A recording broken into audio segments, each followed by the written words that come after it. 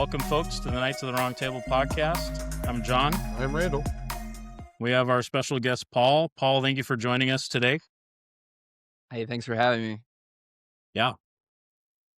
So we are recording the day after the Super Bowl, and pretty awesome win for the Seahawks. It was nice to get some retribution for the Malcolm Butler incident way back when. I know that for me, it was actually one of the only games that I sat down and got to watching because I normally work when people, you could say, don't want to work when there's events going on. So I missed out on the divisional game. I missed out on the NFC championship game. So it was cool to actually get down and sit down to watch some Seahawks football. Did you guys enjoy the game? Yeah, I had a good day. We had a bunch of family over and got to fire up the barbecue, which is a good thing. We actually had some pretty terrible weather here in the Northwest, which is normally the norm this time of year, but this year we've been having great weather. So when we finally get a rainy day, it was kind of, But that being said, got to be outside, get the barbecue fired up, and watch the football game with my grandmother, which I'm happy to have her over. She was a big fan of the Rams, so she was upset to see them get knocked out earlier. But yeah, it was a great day. Yeah. Paul? Well, as a diehard bandwagon fan of the Seahawks, I enjoyed it. It was great. I didn't spend a ton of time investing into football this year. I watch it at work and whatnot. I want them to win. Loved the halftime show. I thought it was great. Yeah, it was a good time. What halftime show did you watch? Should we save that for the end? Huh? No, we can say it now. Okay. It's relevant now. I watched the one that was rooted in American values, patriotism, and I could understand what was going on. Well, so we kind of got to experience the Bad Bunny show at our house, and just kind of puts into perspective, right, like American culture. And it also, though, too, right, like you think about how dominant English language is all throughout the world. So it was humbling then to kind of have that language be presented to us, right? Like kind of getting the experience that a lot of people get where they get American culture kind of bombards them. But anyways, so yeah, it was good. Go ahead. It is an American show. Yeah, for sure. With Bad Bunny being Puerto Rican and all. So, let's see. Yeah, so we were really happy to see the Seahawks win. Like I said, it was the only one that I really sat down to watch this year, really. So it was fun to get to see the defense, because defense wins championships, they say.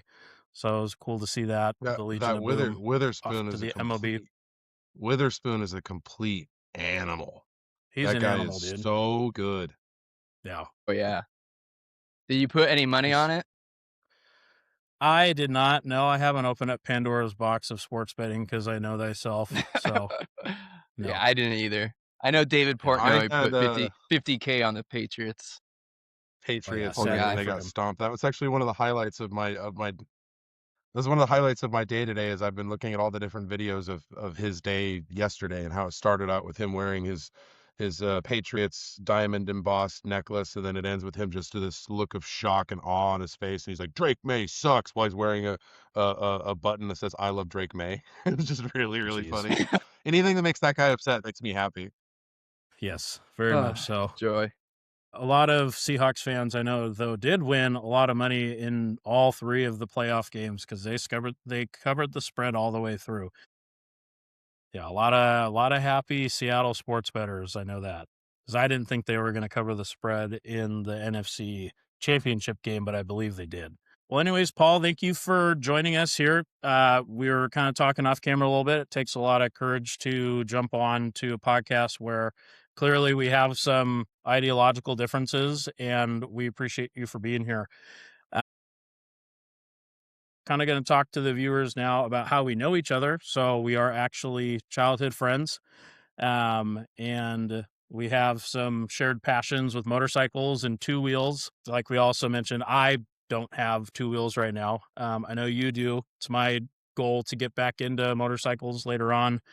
But yeah, Paul and I met through a mutual friend who went to the same high school that I did, and who we had a connection through motorcycles and dirt bikes and stuff. So Paul and I met through that.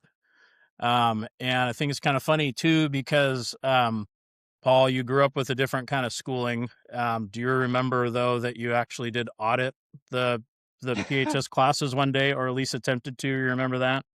Hey, I can call myself officially public school because I went to the very last day of high school with my friends, and I was, I remember being chased by one of your security guards. I think her name was Irene, Yeah. um, but we had a backup plan for that. I hid in the Come on, library, and she wasn't Irene. able to find me.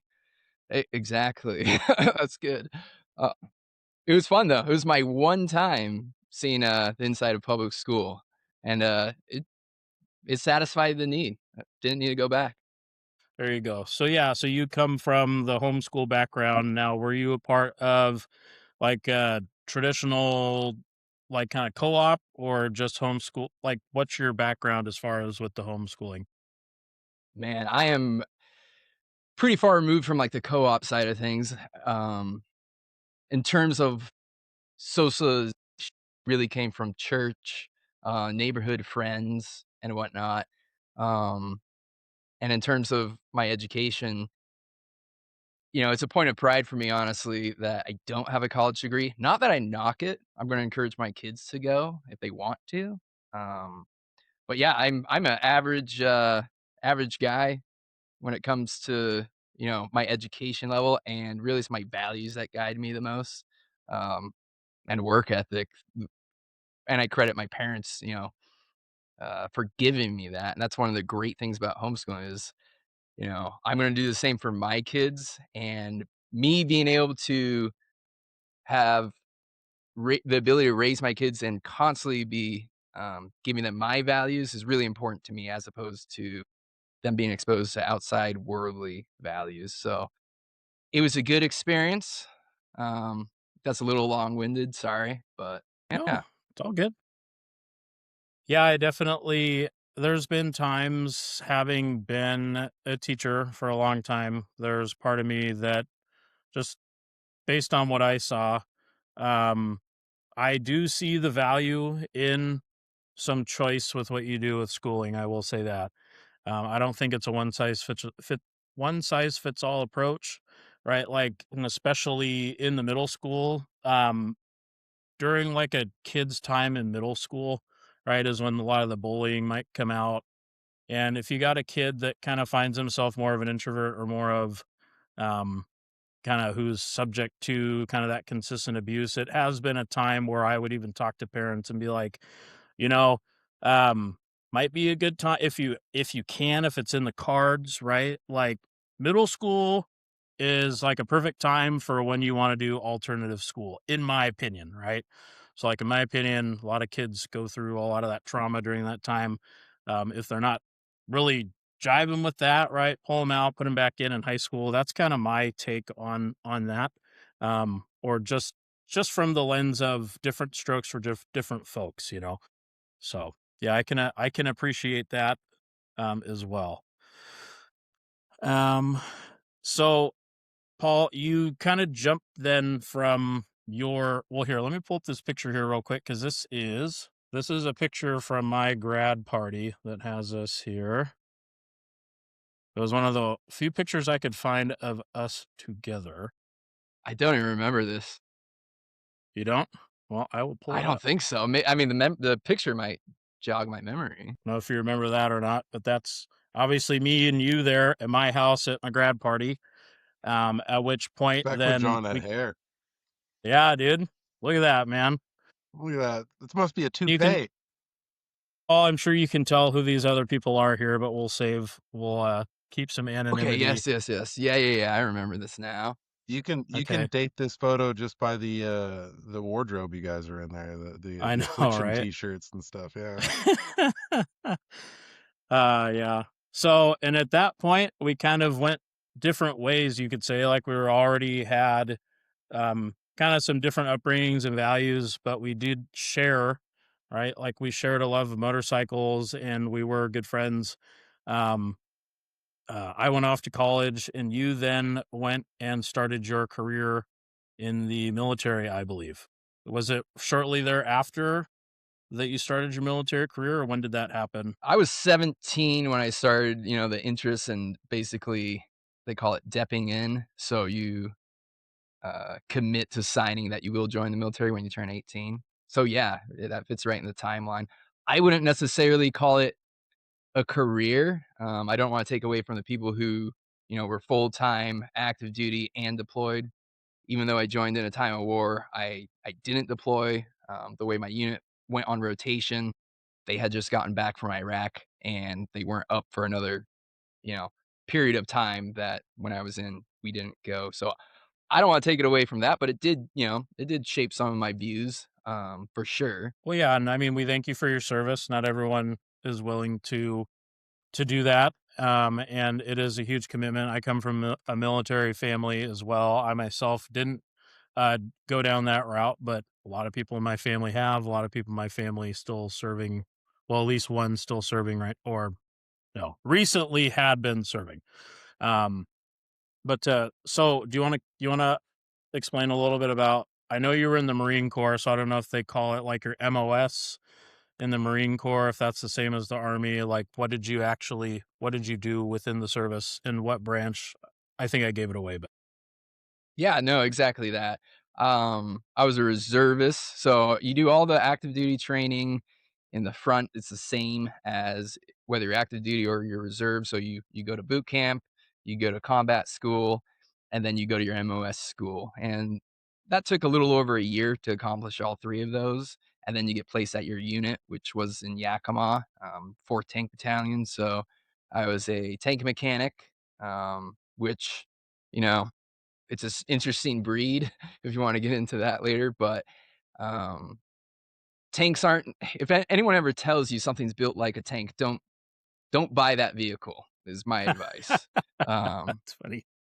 'cause it's gonna break. But yeah, so I did that for 6 years, which, you spend few weeks every summer doing your annual training, and then every month you have a commitment, probably around 3, 4, maybe 4 days a month where you keep up on, the maintenance, the the medical stand downs, they call it, the, rifle qualification, those sorts of things. Gotcha. So you said you didn't deploy, so you're living stateside here at this time.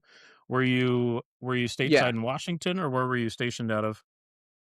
I would so my unit was in Yakima. I lived in Bellingham for a little bit of that time and in the Puyallup area, and my jobs that I did as well as a reservist was I worked for General Dynamics, so I inspected a lot of the Stryker vehicles, um, and I got into being an EMT at that point as well. So while in the service, you were doing your service commitment, and then you got into the EMT world concurrently, not through the military, but through the private side, or what were you doing?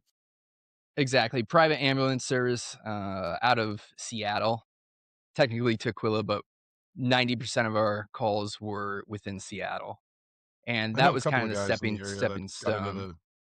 that got into the private ambulance service like that, and it It was their It former used to be military in the almost area. yeah, it used to be almost one of the only ways you would get a fire job is, you had to have your EMT. It helped if you were a volunteer firefighter, which I started doing that as well. Nice. Um, and then eventually that moved into to getting a job up in Alaska as a firefighter before getting a full-time job down here in Washington as a Very Doing cool. firefighter. wildlife firefighting or doing like residential and business? I worked for a little tiny department up in Alaska. It was, Bethel, I'm okay with saying that.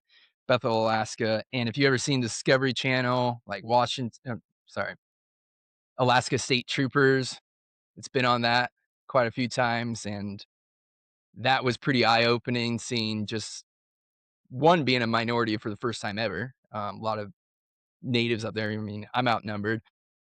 Seeing that side of things was pretty crazy, and then yeah, ultimately came back to Washington and got a job offer with my current department, which You brought mean me like native home. Alaskans, or you mean like Inuit or Nanook people that are up there?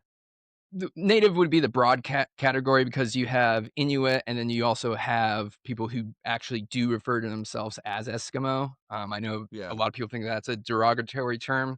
It's actually No, yeah, not. there's a group of Uh, them. Yeah, there's a group of them up there. Yeah, I've yeah, I've done so a lot up at Alaska for work for my section of work. okay. So I think the politically correct way to label it is native, but yeah, Inuit specifically, was the largest population up there. Yeah, I Cool. just looked at where Bethel is on a map. You're kind of far out. Yeah. So No yeah, you would roads to there, and literally the river freezes in the winter, and it becomes a state highway that the troopers have jurisdiction over, so that's crazy. yeah, That's I mean, think about like the wild, wild west that, Washington, Oregon, and California used to be. That's the only real wild, wild west left as far as America's concerned is Alaska, right? That's totally. the true last I frontier. I got up to Fairbanks a couple of years ago for work, and I was lucky enough to be there in the summer. But everybody was like, "Oh, you should come back in the winter when the river freezes over. We'll take out the snow machines and we'll just go cruising down the river on it." And that just blew me away. It's a whole different world there. Any crazy stories up there as far as like wildlife encounters or like just any can think of like maybe your wildest moment on the force up there in Alaska? Yeah, gosh, let's see. I mean, there's a lot of them. Um, Hunting, I did that a fair amount up there, and when you're hunting for moose, one of the primary ways you do it is you kinda drip down the river slowly, motor off, wait to see an animal, and then if you see it, you try to get into the bush, track it a little bit, and that was always really unnerving. I never had an encounter with a grizzly, but knowing they're out there, you're in this thick bush, so you can't see, 15 feet ahead of you, and you're being quiet because you don't want to scare away this moose potentially. That's a little nerve wracking for Well, the moose in sure. and of itself can kill you dead just as a grizzly can. That they actually do kill more people than grizzlies in Alaska. Fun Yeah. fact. Well, I don't know how fun that is, but yeah. So call wise, I thought when I got hired at my current department that I was going to start getting, you know, the big calls, the crazier calls, and it turned out that wasn't true. I didn't really know the ex- that I had exposure to quite frankly, like, much more Wild West type calls up in Alaska. Everything Mhm. tamed down when I came down here. So, for example, like, I think it was New Year's Eve one day, um, well, night, and we got a call for a family that went into the river as they were being transported by snowmobile. Search and rescue brought them. Unfortunately, their dad wasn't recovered.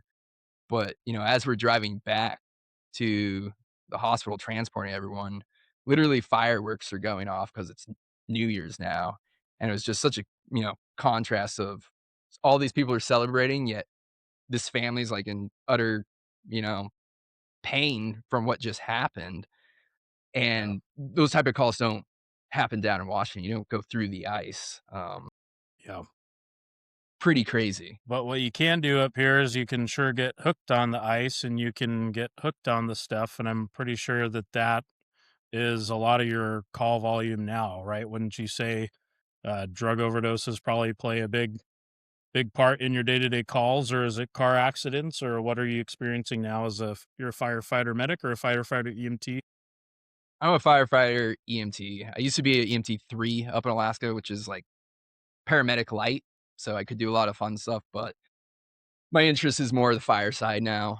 Um, but in terms of calls I respond on, I mean, it used to be a lot more overdoses. You'd hear about certain pills going around the area that were laced with fentanyl and causing a lot of overdoses, and you'd see these pills on calls like, "Oh, these are the blue ones they're talking about that are." I mean, everything's unregulated, it's from drug dealers, but there would be specific, "This pill is causing, deaths, and we'd respond to that. And if I'm being honest, a lot of those calls have dropped in frequency. I would say probably in part of a lot of Trump's policies, tough on the border and tough on, people who are smuggling drugs. So I think we've seen a direct correlation with that, Okay. which has been good. Yeah. Well, I When I definitely was go ahead. I was just gonna say when I started my career, in the EMT side of things in Seattle, that was, 2012, 2013, somewhere around there, and Right in the middle of the opioid it's crisis. probably still bad, but I mean, it was extremely, extremely bad. The amount of overdoses, drug dependency, just astronomical. You would think you were walking into a third world country, and it's crazy how isolated people can be who even live in Seattle and are numb to the fact that people are literally getting gangrene in their streets, and, they're claiming they have compassion for these people, but yet you can't clear out a homeless encampment, you can't make it illegal for them to be homeless, which is not compassion. It's, I would say, quite frankly, the opposite. So that's kind of where a lot of my personal philosophy kind of stems from, is enabling what I would call it hurts people in the long run, as opposed to being a little bit more tough. Good, bad, or indifferent. So then I know that there's programs around the country where essentially it's more or less kind of more forced incarceration, but it comes with like intense treatment, right? So is that what do you think would like you kind of mentioned Trump being tough on the border with stopping the flow of narcotics. What do you think is, as far as like on a state local policy level, what could we do to help the people that you're responding to these calls every day? Yeah, totally. Well, so often, like, we think the only solution is to give more programs, and that's going to solve the problem. Right now, it's easier than ever to be an addict. We need to make it a little bit tougher. Exactly what you're saying.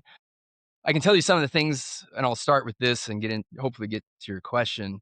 When we have states like, I think it's Virginia, that are giving boofing kits to drug addicts. Are you familiar with what a boofing kit is? Not I am. necessarily, no. Okay, so a boofing kit is when you run out of veins and they can't take their drugs any other way. I would think that'd be a good time to get someone to stop, but instead you have liberal states giving boofing kits, which is a rectal, insertion kit to be able to take your drugs. I don't think that's, a very productive way to end the drug crisis, but some policies that I think would help is not having these prosecutors release people who have a laundry list of not only drug offenses, but also crime offenses. And we've seen that in lots of blue states, unfortunately.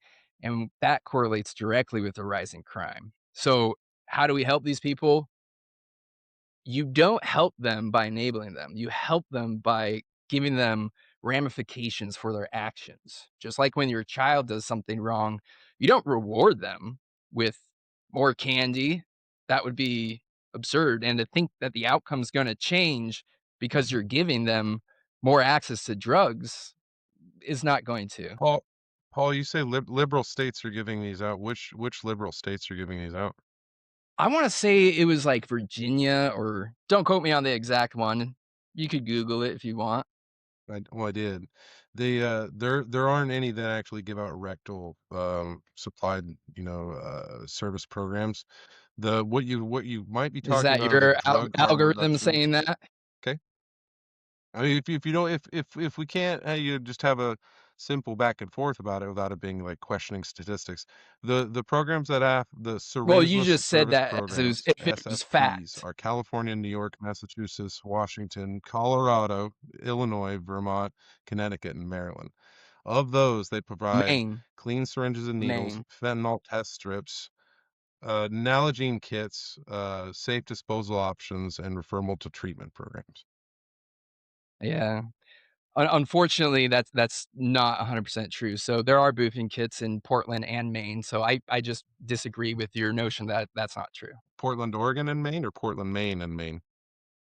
I'm pulling up articles right now. So I mean, if you want, we can sidetrack and you want me what do you want me to pull up to prove that this is true? I mean, people listening can also do the same thing. I highly recommend them to do that now that you're saying this doesn't exist. I mean, it does. Or we can So you're continue saying, talking. so Paul, you're saying, I think that we're getting a little, this kind of, Maybe a I little think, bit. I think what we're illustrating here potentially is the fact that some people on your side may want to, the alternative facts thing. This is a nitty-gritty example, but like the alternative facts to like what we see, alternative versions of the truth. I think kind of what Randall might be kind of trying to point out here. He's trying to say that you said it's in. He's trying to Multiple say liberal states, but you've just said it's happening in Portland, Maine, and all I can find for Portland, Maine is No, that no, no. nonprofit Sorry. harm reduction programs such as the Maine Access Point and Portland Public Health Services have distributed the kits that include needleless syringes, lubricants, saline syringe, sterile water, clean wipes, Lubricants. and instructions. Yeah, that's a boofing kit. Lubricants. What do you think the lubricants are used for? Probably not getting into a vein, probably not getting into your mouth, probably something that is an orifice that needs a little lubricant to get up there. That's a boofing kit. Okay? So Like, do we that's really that's need to being have a provided that's being provided by a nonprofit program in one main access point in and who Portland, funds Maine. these nonprofit programs, okay? I I'm mean, just like, do trying you to wanna point get out though into that the you facts? start with saying liberal states, and then I ask which Who states, and it just do you gets know narrowed do you know down that to a single these program states in the give city of funding Maine. to these nonprofits? These liberal states give funding to the nonprofits. If you want So me to say get an states. Can you find itemized it in multiple receipt of states for their me? budget, I'd be happy to do that, but If you're it gonna doesn't say take liberal states, you have to have multiple examples in multiple states, not just in one spot of the state either, because this become kind of boils down to just being a county function at this point. Because this is put in by and the who's it Maine funded Access Point by? and Public Maine, And Maine who Public sets Health these Services. policies? Okay? It's not a s The it's not a mayor of surprise that Maine. this is happening in a liberal state, Maine, okay? So, it's not a stretch to say a nonprofit that resides in a liberal state probably gets funding from, I don't know, the public health side of things from that state. Do I have the exact link to show that? No.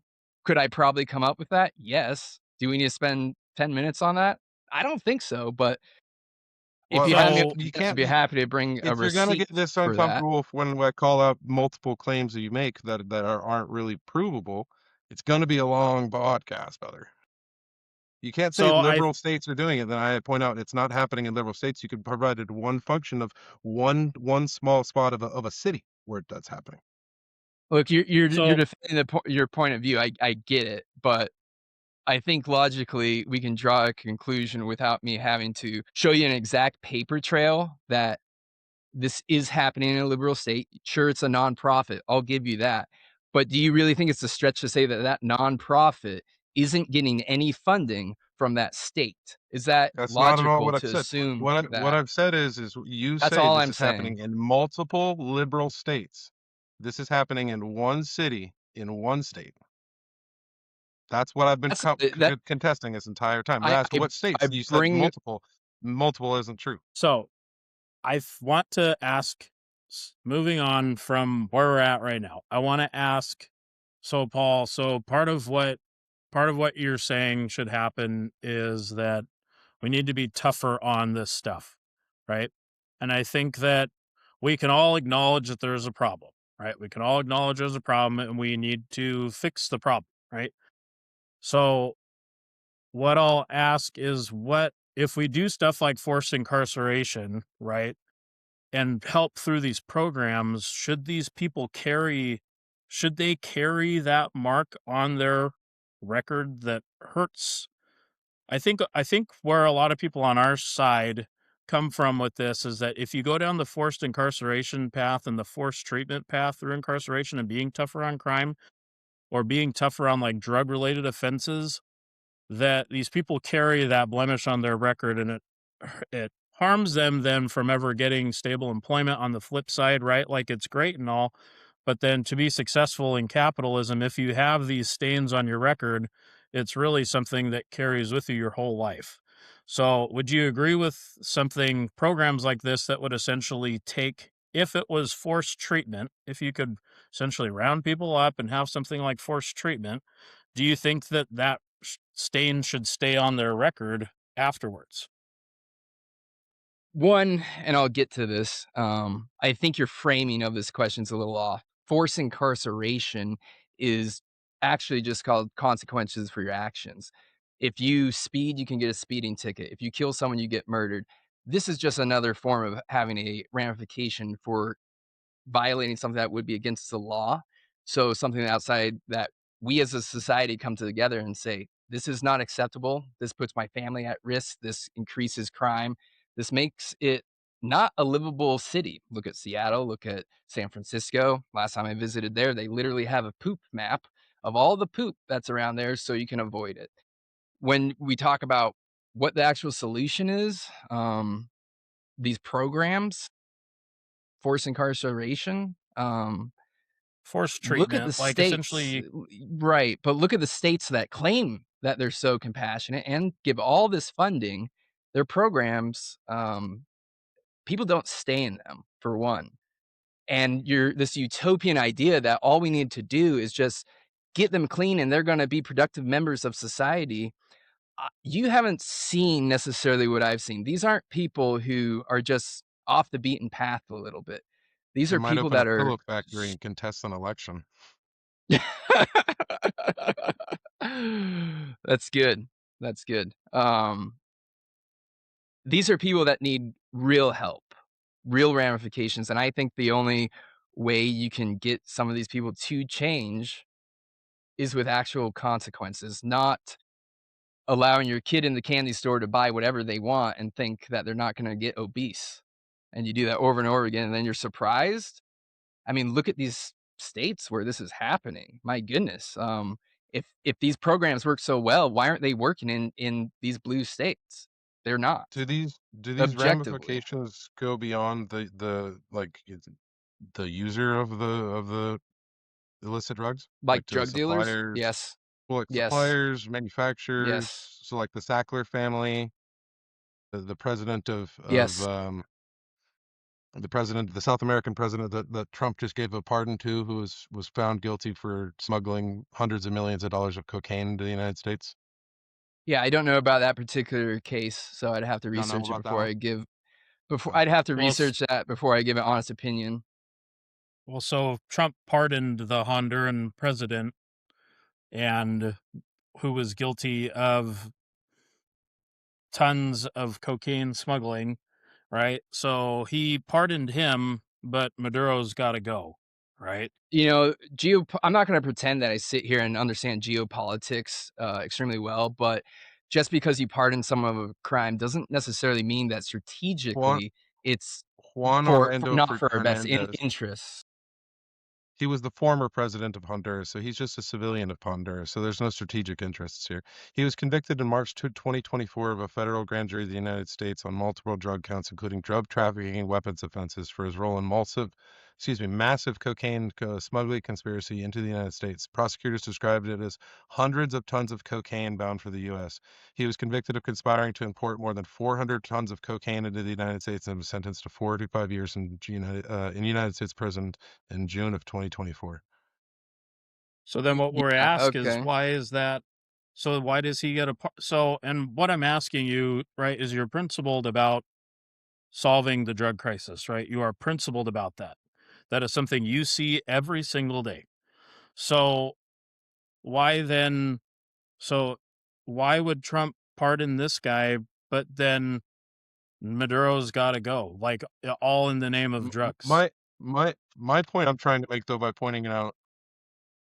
Well, real quick, my point that I'm trying to point out by saying that with bringing up the Honduran president is a lot of these people that are using drugs at this epidemic level is because they were forced upon them and tricked into using them by doctors and by medical practitioners and by With medicine opioids suppliers specifically, and yes. the opioid crisis. And so then you have a lot of people that sink into that life of drug use, and their lives that are comfortably middle class, like all of ours, can go straight down the tubes after several years of straight drug use.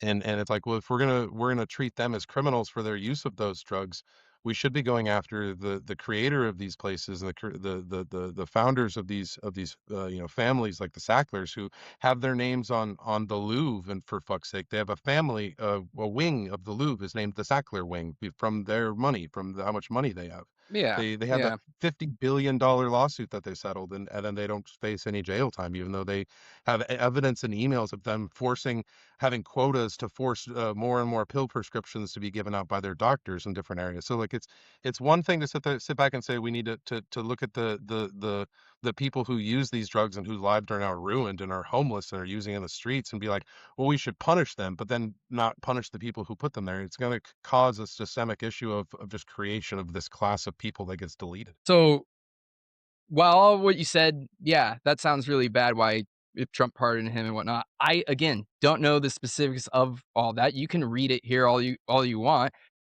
There could be other reasons why. Okay, just like geopolitics is complicated. Yeah, maybe he's not currently in power, but here's something I'd like to ask you.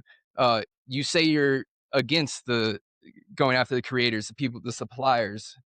You're for that, No, I'm but yet not. I see I'm posts I'm on for I'm Facebook from you I'm for guys that. that say, "Well, you guys argued about shooting Venezuelan drug boats. And they're not fishing boats when you have 8 motors, flat bottom boats, and you're driving it in the middle of night. And that was the problem. So let's not sit here and They pretend they you're they against actually it, they actually okay? have Because you're they not. actually have several of them have been proven to have been fishing boats. Also, those boats with 8 Then motors are still 3,000 miles away from the U.S. border. Those boats aren't destined for the United States. That's still an extrajudicial How killing. many We've lives caught. do you? Hold on, How hold many on, Paul. lives do Hold you on, think Paul. I it gotta be. saved? Hold on, Paul. I gotta be able to By one of respond. those boats Hold on, going hold well, on, was down. it Paul. Hold cocaine or on, was it Paul. fentanyl too? Hold on, Paul. I gotta That's be a able to big I'm pretty respond, key. sure all right? that cocaine gets cut with fentanyl. I think it's important to say that we have a navy that can pull these boats over and arrest these individuals. I think it's important to say that we have bombed these people, and then we've bombed them again after they've been bombed twice. That's a double tap, which is illegal under international law. I think it's important to say that we bombed these boats and then rescued these people, not tried them, and then sent them back to the country of origin, which is insane because aren't they supposed to be It's smuggling drugs? declared out of an act of wartime. Okay, different rules apply. There is no war. What We can war? sit What here. war? What war? We can Paul, say what war? An act of what wartime is war. declared by Congress. An act of wartime is declared by Congress, Paul. A What war? president can use executive No, action. Which, that's not how that works, yes, buddy. yes, I'm they sorry. can. Yes, No, they it isn't. absolutely can. No, it This isn't. precedent started with Abraham Lincoln when he expanded the Continental Army. Okay, they The started with this Continental precedent. Army? Sorry, this precedent started when Abraham The Lincoln expanded precedent, the army.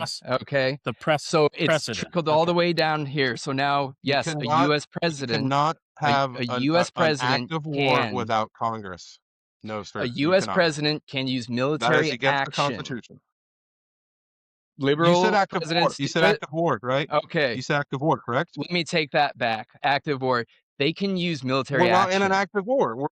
They A president just again, so you said again, though, I a president can't again, I declare an take act of that war. back. Again, I take that back. They can use military action, okay? And that is precedence, okay? So I ask you this: fentanyl overdose deaths have been plummeting since we've been stricter on this, okay? Look it up. Are you against that? No, why would I be against fentanyl deaths plummeting? That's insanity to say what. Why would I be against that? I think it's insane to point out that to take any credit for Donald Trump's policies when you haven't mentioned a single policy that's stricken the border.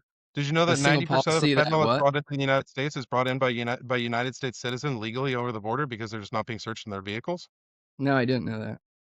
Yeah, it's all brought in through legal transports, All of it. through So okay, transport stations. so then these boats just aren't trafficking any drugs then, I guess. They're all just fishermen at 12 AM in the morning trying to Those boats, fish for those boats can't reach the United States, Paul.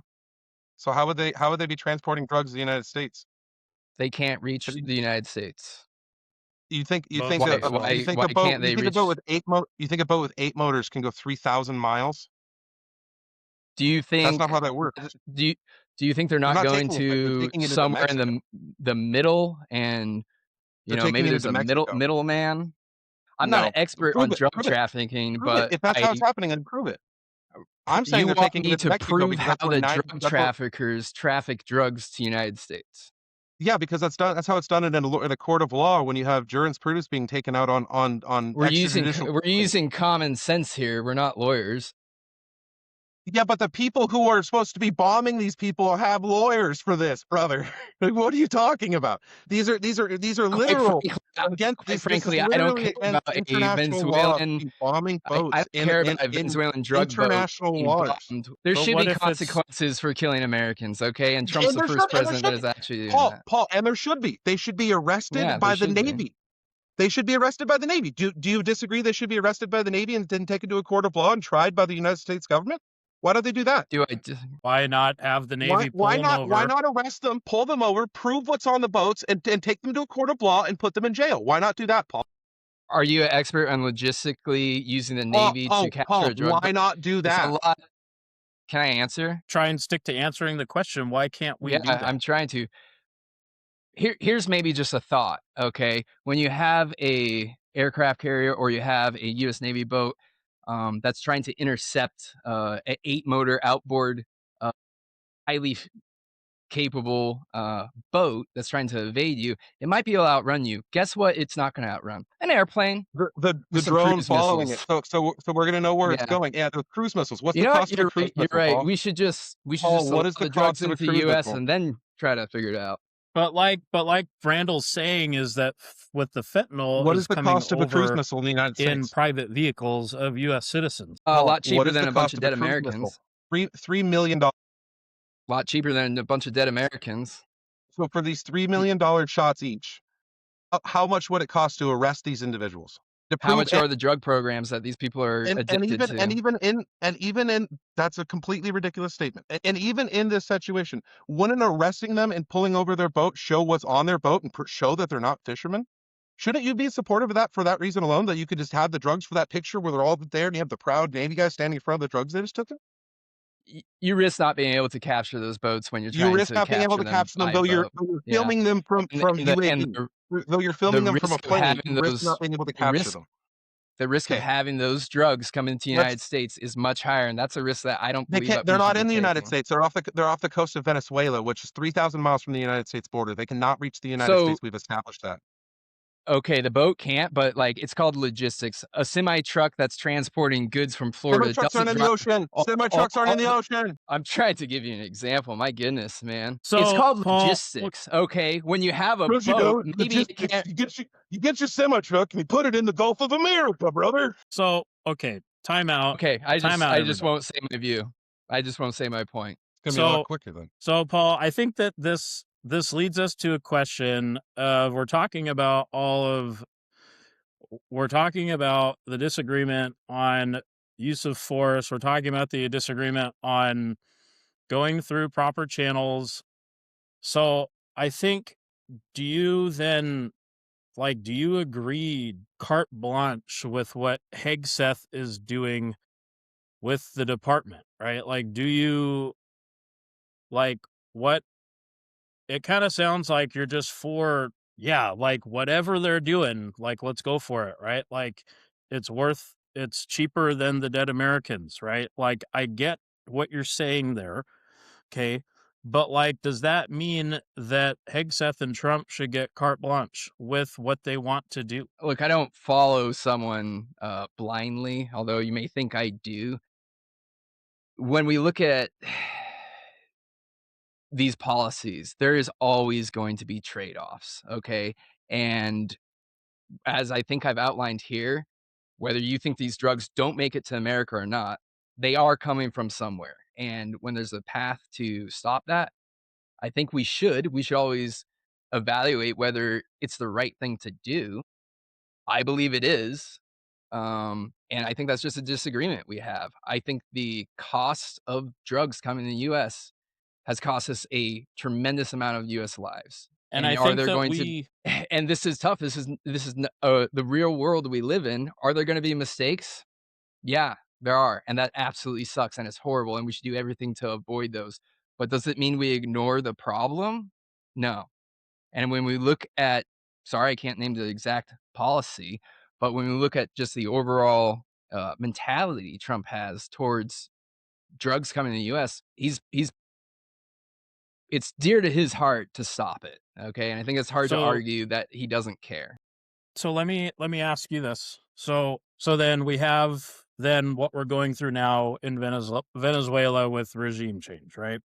So and you I saw something that you posted that was essentially like, look at all of the other human rights abuses going on in Venezuela. You did post that, yes? I Do you think remember so. that? I Yes. yeah, I You think so. we all post a bunch things. So you posted something to the extent that, right, like essentially regime change or not, look at the human rights abuses that are happening in Venezuela. Okay. So regime change. Okay. So my question then is, why would you, if you support regime change in a country like Venezuela, why not in a place like Israel with Netanyahu? Well, let me first try to answer this sorry, regime change notion. All right, first let's look at the facts. Okay, um, there was a bounty that Biden put on Maduro. Okay, you didn't have a problem when that bounty was there. Trump delivered on it. All right, the people of Venezuela are happy. The current party, the vice president, is still in. Okay, and when we talk about democracy, Maduro was not duly elected. So I'm a little bit confused where the issue you have with all of that is. But to your question on Israel, you want to contrast that with can you The explain human that part rights. again? So you posted something saying that look at the human rights abuses that Maduro has done, right? Thousands Yeah, executed, right? yeah. So why then does Netanyahu get a pass with Israel? Because from your posting, it sounds like you're pretty pro-Israel and American relation in the American relation realm. That's fair to Can I say. respond real quick? Hold on, can I respond real quick to the bounty thing? Because I think that's important to note that the bounty that was placed by a bounty, which is the United States State Department put a $25 million reward for information leading to the arrest and conviction of Nicolas Maduro, a high-ranking Venezuelan official, and other high-ranking Venezuelan officials. Um, it's one thing to say that Trump delivered on a bounty. That bounty is in place for someone within his own regime to give him up, or someone in the illegal activities they were doing to give him up in a place where it would be allowed, or like not allowed, but it wouldn't be a state sanctioned like raid on another country. So I think Okay, to say Trump delivered on Biden's bounty is a that's pushing the narrative of fair kind of far. enough. Fair enough. You just disagree with that we got him. You don't think we should have done No, that. I don't. No, I think you should have, but I don't think it should have been carried out Then in the what are way you it was. I defending? don't I'm Well, I because don't it think it should have been carried potentially out in the way puts it was. I don't think it the 30 United puts our minute a relations 30-minute extraction to capture him, no American lives lost. What other way would 62 you want to 62 capture him? 62 pe 62 people lost in Colombia, most of them civilians, but I'm just saying the United States shouldn't be in the business of invading sovereign nations and taking their rulers. Is that a That's kind so of like 1960s CIA was stuff, Maduro a and none of sovereign that has ever leader? worked out well. Was Maduro a sovereign leader who was duly Democratically, he was elected? a Democrat. He He was was a democratically elected oh, representative of Venezuela. no.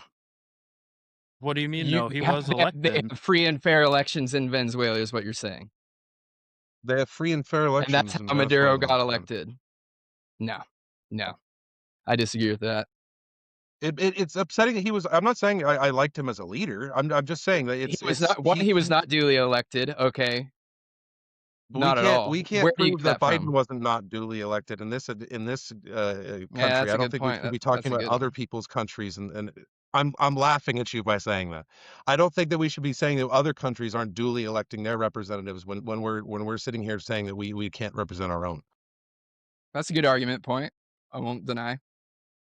So then my So question then is, so your the justification is human rights abuses against our own citizens, but also against Maduro's own citizens.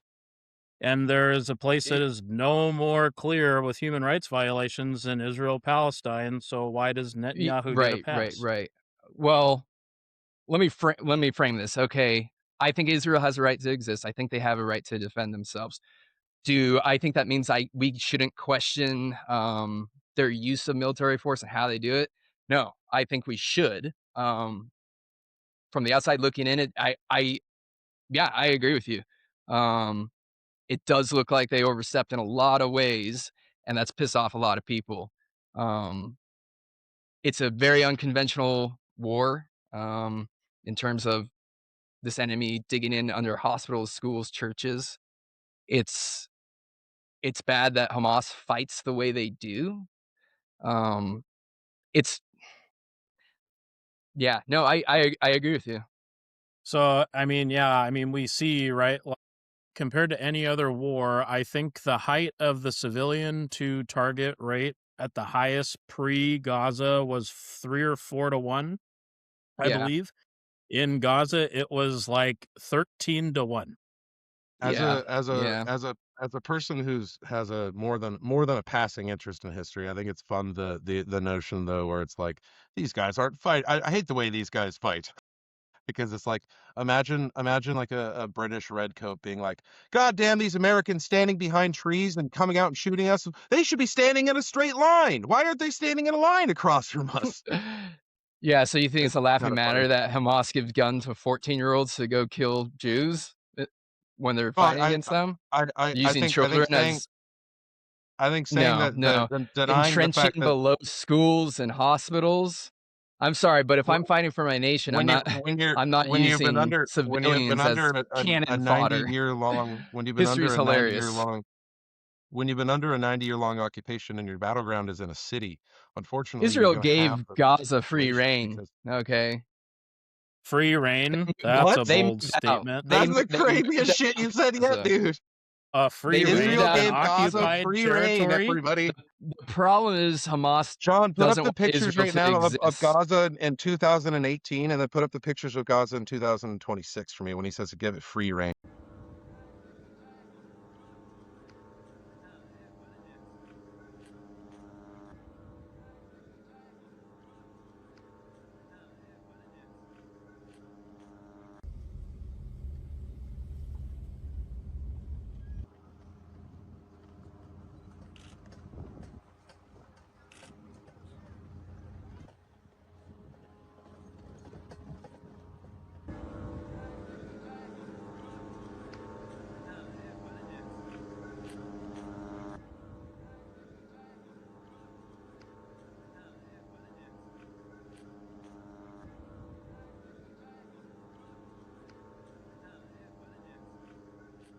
I ain't Okay, your keep it. Jamie.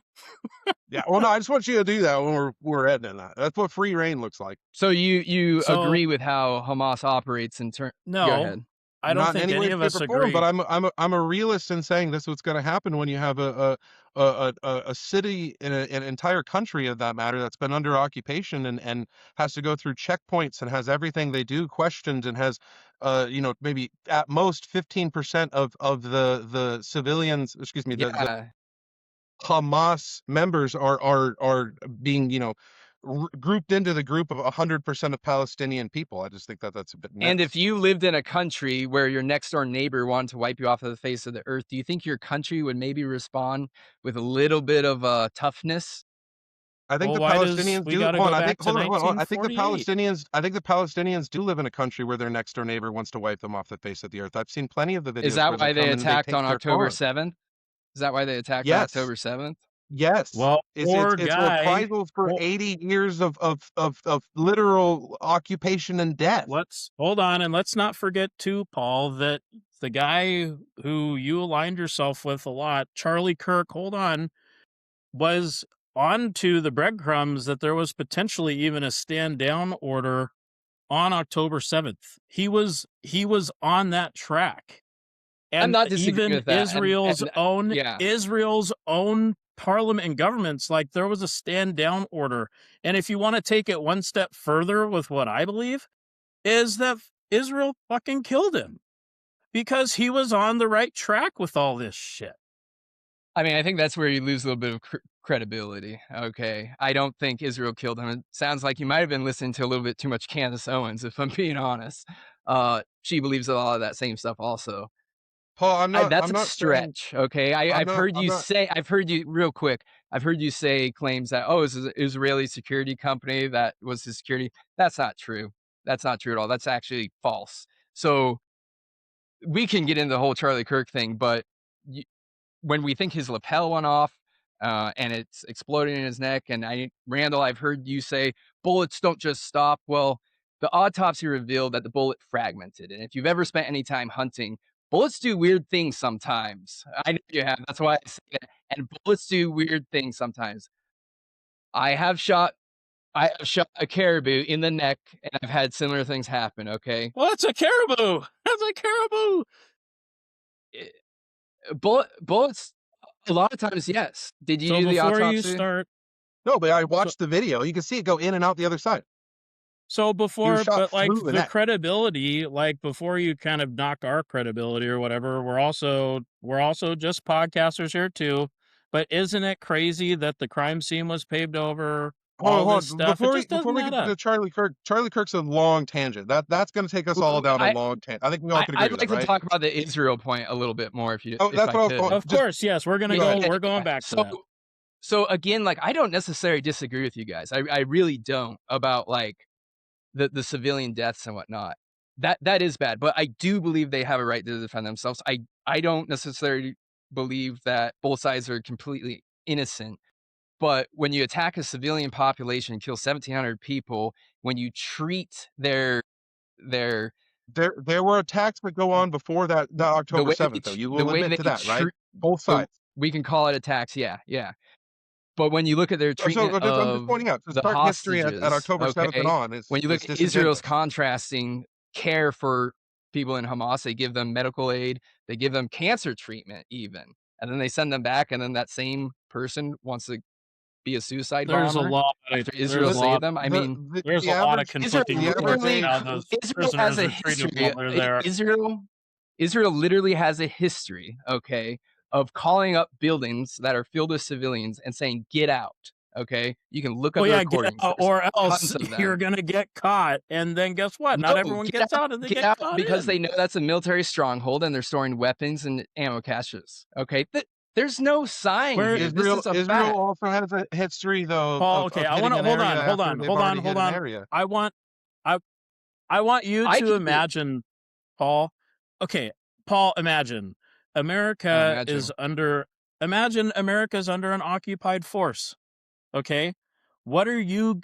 So like you're saying like take the high road and be noble and like you're not gonna like if life, so as an American, if like we were under an occupied force and life is still just trying to go on, but yet you're also trying to rid yourself of the occupied force, would you not need to use stealth and like speed and agility to complete your goals? And I'm not saying, you're saying that like the Palestinians use like the human shields and stuff, which even if they do, shouldn't they then shouldn't the occupying force then not kill the kid? Like they're the occupying force. Like imagine America is taken over and what like so I in my Israel mind it's wasn't easier for occupying me. Gaza before the attacks. They weren't in Gaza. So let's make They that were clear. occupying Gaza because they were completely surrounding it, which is an occupation. That's If you're holding that's people inside that's of a city and not allowing them to leave, that's an occupation. If they have to go through multiple checkpoints and show their papers just to go from one district to another That's an district, occupied that's an force. there are occupation. 0 Jews that live in Gaza. There are That's not Palestinians true that either. live in There's Jews that live Israel. in Gaza. There were Jews that lived in Gaza. So then let That's me not ask true We you either. this, Paul. so do you, Do you think that your Christian faith has anything to do with Israel's fate? Israel's fate. Like I Is said, your Christian is your Christian faith tied to Israel's fate? do I believe, like, does the Bible say we should bless Israel? Yes, but that doesn't mean you can't question them. It doesn't mean you can't question like the moral responsibility that they have. And again, I still do agree with you guys that They have gone probably too far in a lot of ways. I do, but I'm also not going to admit and sit here and say Israel doesn't have a right to defend themselves. I think Hamas as an organization is evil. I think they've But said do enough, but do and there's a Palestinians have track a record of them wanting to exterminate Jewish people. And if I lived in that country, yeah, I'd probably want to have them in a border and not let them out. And there's also a reason why no other Arab countries that surround Gaza want to let them in as refugees, because the population, one, overwhelmingly supports Hamas.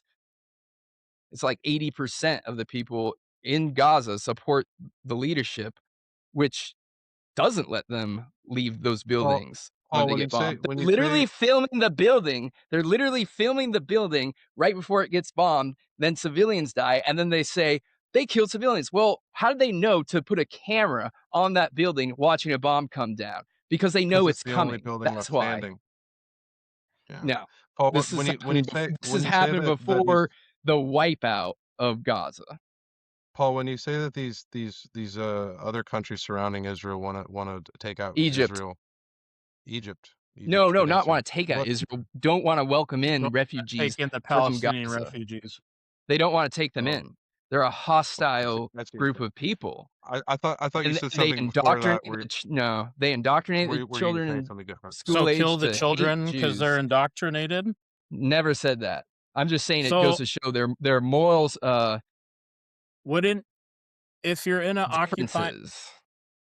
you gotta okay. So let me Can I ask a question? sure.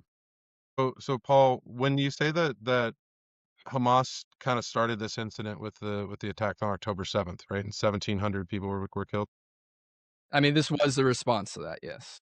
This was a response to that. Okay. So what Yeah. was that a response to for them, for the Palestinians? Do you think that the Palestinians were just acting outright from there, like beginning, let's attack the Jews, or do you think that that was a I, response to another I'm attack? just confused. Are you like, are you excusing their behavior because of something that happened before? Because that's what it sounds like. You're saying, well, they did that. They killed innocent women and children because Israel did I'm this. I'm It's just almost like you're I'm defending I'm them just doing October 7th. So I'm just I'm asking you. honestly I'm confused. just asking you. I'm asking you as for a timeline of events to establish a correct timeline of factual events. Was October 7th a response to something, or was it a premeditated like standalone attack that was like we're going to start with this now? Hamas would definitely say it was a response to something. Yeah, Hamas would say it was a response, but like definitely. factually, what about factually?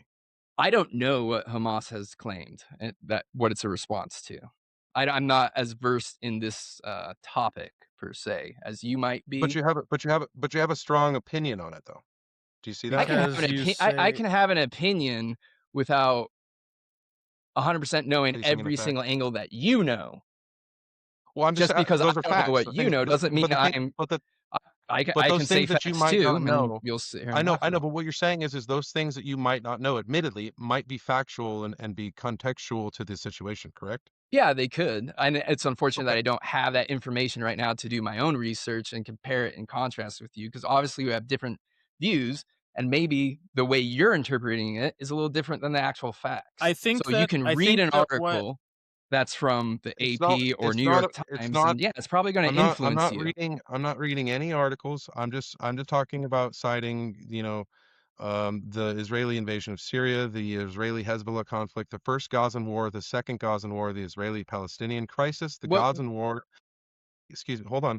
The 2006 Lebanon War, the first Intifada, the second Intifada, the South Lebanon conflict, the 1982 Lebanon conflict, the 1987 Lebanon conflict, the Yom Kippur War, the War of Attrition, the Six-Day War, the Suez Crisis, the 1948 Palestinian War.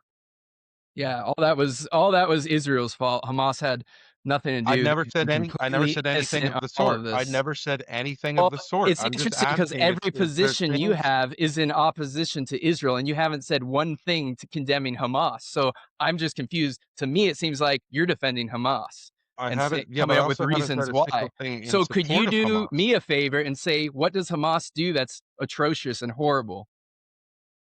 Do you have They anything that you can point to and say, they repress the vote. They repress women. They hoard food, shelter, aid. They are currently in control of probably 90% of a civilian conflict or civilian population that doesn't support them. They are receiving money from Bibi Netanyahu in order to participate in their war. That's been proven. Bibi Netanyahu was actually seeking to, or not seeking. He was getting removed from office right before this whole thing happened because he got proven that he was Right. taking millions and millions of dollars into Gaza via Qatar in suitcases full of cash. But so I don't support any of those things. You had to It's end though with a negative for Israel though. When the question it's a was, fact, let's just talk about the bad of Hamas, but you still but it had but to it's end with something but negative it's on Israel. I just want to point that but out. it's You can't help but it's a yourself. fact. It's a fact though, right? That happened? Y- You ever hear of a compliment sandwich? It's where you say something uh, positive, negative, then positive. You just did like the opposite. You said negative about Hamas, and then you ended with a positive for why it's okay because Israel did this. Like, okay, I think we do share a lot in common with um, our views on it. And yeah, again, I do think you're right about Bibi Netanyahu. I think that is interesting to say the least, and the evidence looks bad. But again, I think Israel does have the right to defend themselves. I Well, don't and think I it's When you said earlier, all one I have sided. hold on, I have a question, John. When you said earlier that you don't question Israel has a right to exist, I'm not saying I do or do not, but I'm just curious. Who do you think gives Israel that right? Who you get saying well the telling United me or Paul? well the United Nations did when Israel first when they reformed as a country. I believe they did. The United Nations gave Did Israel that wasn't right. it the United Nations that after World War II, set Israel aside and made them a country, pretty much, and recognized them? It Who was was the it then? Balfour Declaration by It England it was because England. Palestine occupied England. What year England was that? occupied Palestine England 48. occupied Palestine, 1948. 48? England occupied Palestine 48. 48? It was So it's England. unless you So want to go England back, established But, I mean, they are it though. recognized by the UN. They are now, Well, they are now, yeah. But that wasn't and until like I think shortly after that. 1954, I think 56, So something like that. shortly after. My right? And point like is it was made by England. So I was just trying to see if you So knew that. do you think Israel has a right to exist? that would be the same question, Paul. Okay, so you keep coming back to this. So that would be like, I You know where know you're what you going with. think, but I don't know what you think. So, Like, okay, I think that I have the right to exist, even though like the land that I live on was probably from stolen treaties. Okay, I believe that I have a right to exist. Does that mean that I'm going to not question how we got to this point? No. Like I I'm not still think saying that I have not a right. question. I still have I believe that I have a right to exist as an American, even though, like the dark history of America and Native relations, which you could correlate Israel Palestine relations, even though, like, that is murky waters. So, yes, but what we're kind of seeing almost with Israel and Palestine is we're seeing if we're almost looking at America expanding into native territory, like, we're almost looking at that in Israel and Palestine in the modern day because we have social media, because we have technology, right? Like, we're looking at a similar example, right? So, like, yes, I believe that I have a right to exist as an American, but it doesn't mean that I can't acknowledge what has happened in the past, right? I look at this as a little bit more like, look, if both sides laid down their arms, do you think, or if Israel laid down their arms, do you think that Hamas would take advantage of that? Do you, if the inverse No, happened, which it I pretty don't much think they already would. was, they were occupied, they could have wiped them out years ago. They didn't. Did That's not an Netanyahu inverse. use this Hold on. as an An excuse? occupation, hold on, Paul, hold on. Oh, an occupation isn't the inverse of that situation. That's wild to say that. That's not the Palestinians laid down their arms because they were occupied. That breeds. I mean, have you ever watched Star Wars? That breeds resistance. Wolverine, Star You just said Wars. occupied. Dude, you just said occupied. I just I'm repeated using your you. words. I said it I'm earlier. using your Okay, words. okay, then that word Okay, is you're now learning. established in the lexicon of our context. So what I'm saying is if you're going to sit here and say, well, if one side lays down their arms, would they be attacked? And I'd say, no, I don't really think they would. And then you go, well, if the other side, the inverse happened, well, that actually did happen, but when they were under occupation, that occupation breeds resistance. Like, come on, how old are you, dude? So You got to be in your you early wouldn't blame 30s. the You grew up on Native Star Wars. Americans if they went to war with our government right now, because they in the I would what? Say past it again. we took all their Wait, you land. cut up. You cut up. I couldn't. I missed it. Say it again. So you You wouldn't cut blame out. the Native Americans if they went to war with the United States today, because in the past we conquered their land. I would You think would they'd be say that's incredibly acceptable. dumb. You would say with that same Can I belief, answer? you would say they're Paul, can I completely answer? justified. Paul, can I answer? They would be incredibly dumb to do so because they would immediately get smoked. That wasn't the question. I you said should they would I sanctify them doing it? No, I wouldn't. I think they would get Why not? immediately Why destroyed. not? Yeah, They would but get the immediately question destroyed. was, would they be justified in doing it? You're dodging the question. Would they be justified in going to war with the United States because in the past we took their land? So do That was the you? question, But not would they so be wiped out. well, so then the same to you. The What's same this? to you. I Would mean, hold on. Hamas, Let would me answer. Let Gaza me be answer. justified in what they did on October 7th? No, Hamas is not justified for killing innocent women and children, nor is Israel justified in it either. So then why does time start at October 7th? Are you willing to admit that that Israelis killed civilians before October 7th? Yes, they have, and I've given. Okay. Okay. So they shouldn't be doing that, right? But that activity breeds resentment on the other side, correct? So if it's both sides, we It can't just certainly start the doesn't day at not. October 7th. So exactly. So we can't start time at October 7th. It helps to rewind time to 1948 to understand the entire thing. I'm And not when you saying asked me earlier, it doesn't. great. And when you ask me earlier, do I think Israel has a right to exist? I think Israel is at this point. If you look back, 1948, do you think they should establish the state of Israel? I think even at that time, especially at that time, what is Israeli was a spectrum, a wide rainbow. There was Israelis in Ethiopia. Those Israelis aren't allowed to come to Israel today. Why? Because they're black. There's a wide array of Israelis, right? Most of them come from Poland. Most of them come from Germany, from France, from Lithuania, from Eastern Europe, right?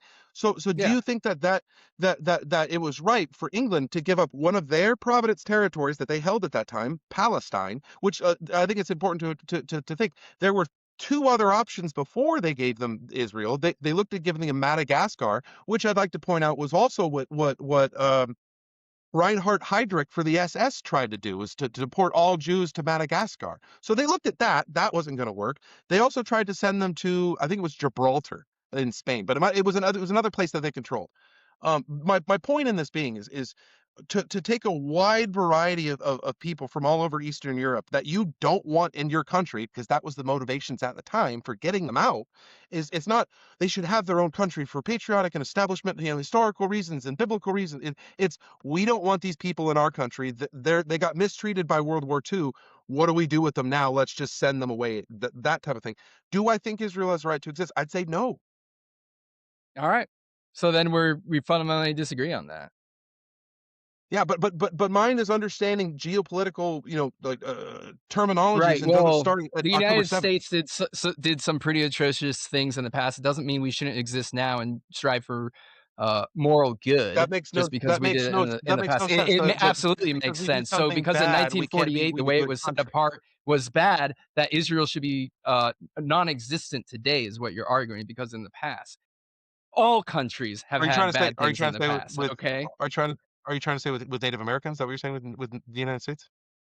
I don't understand what you're Lots of trying to mean. things. Like Lots of it things. doesn't make any I'm sense. saying that when countries form, historically, there's a population that gets overthrown.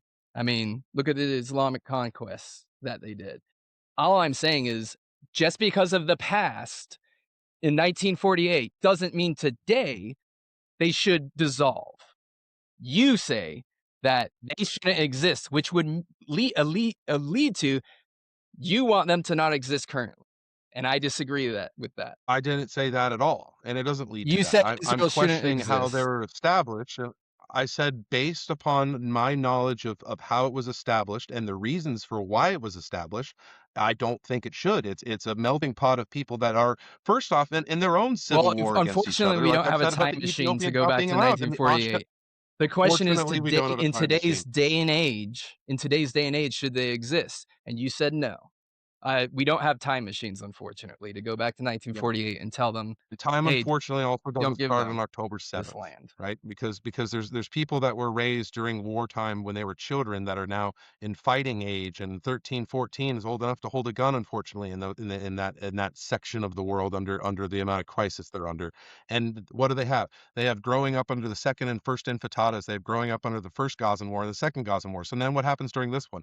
Anyone picks up a gun, and then they Do bomb a you city think block. Great, do you think great. that the same ideology With that, American tax dollars, they it's bomb city blocks. Not even their own tax dollars. With American tax dollars, they're bombing city blocks. Great, so, awesome. just question for you.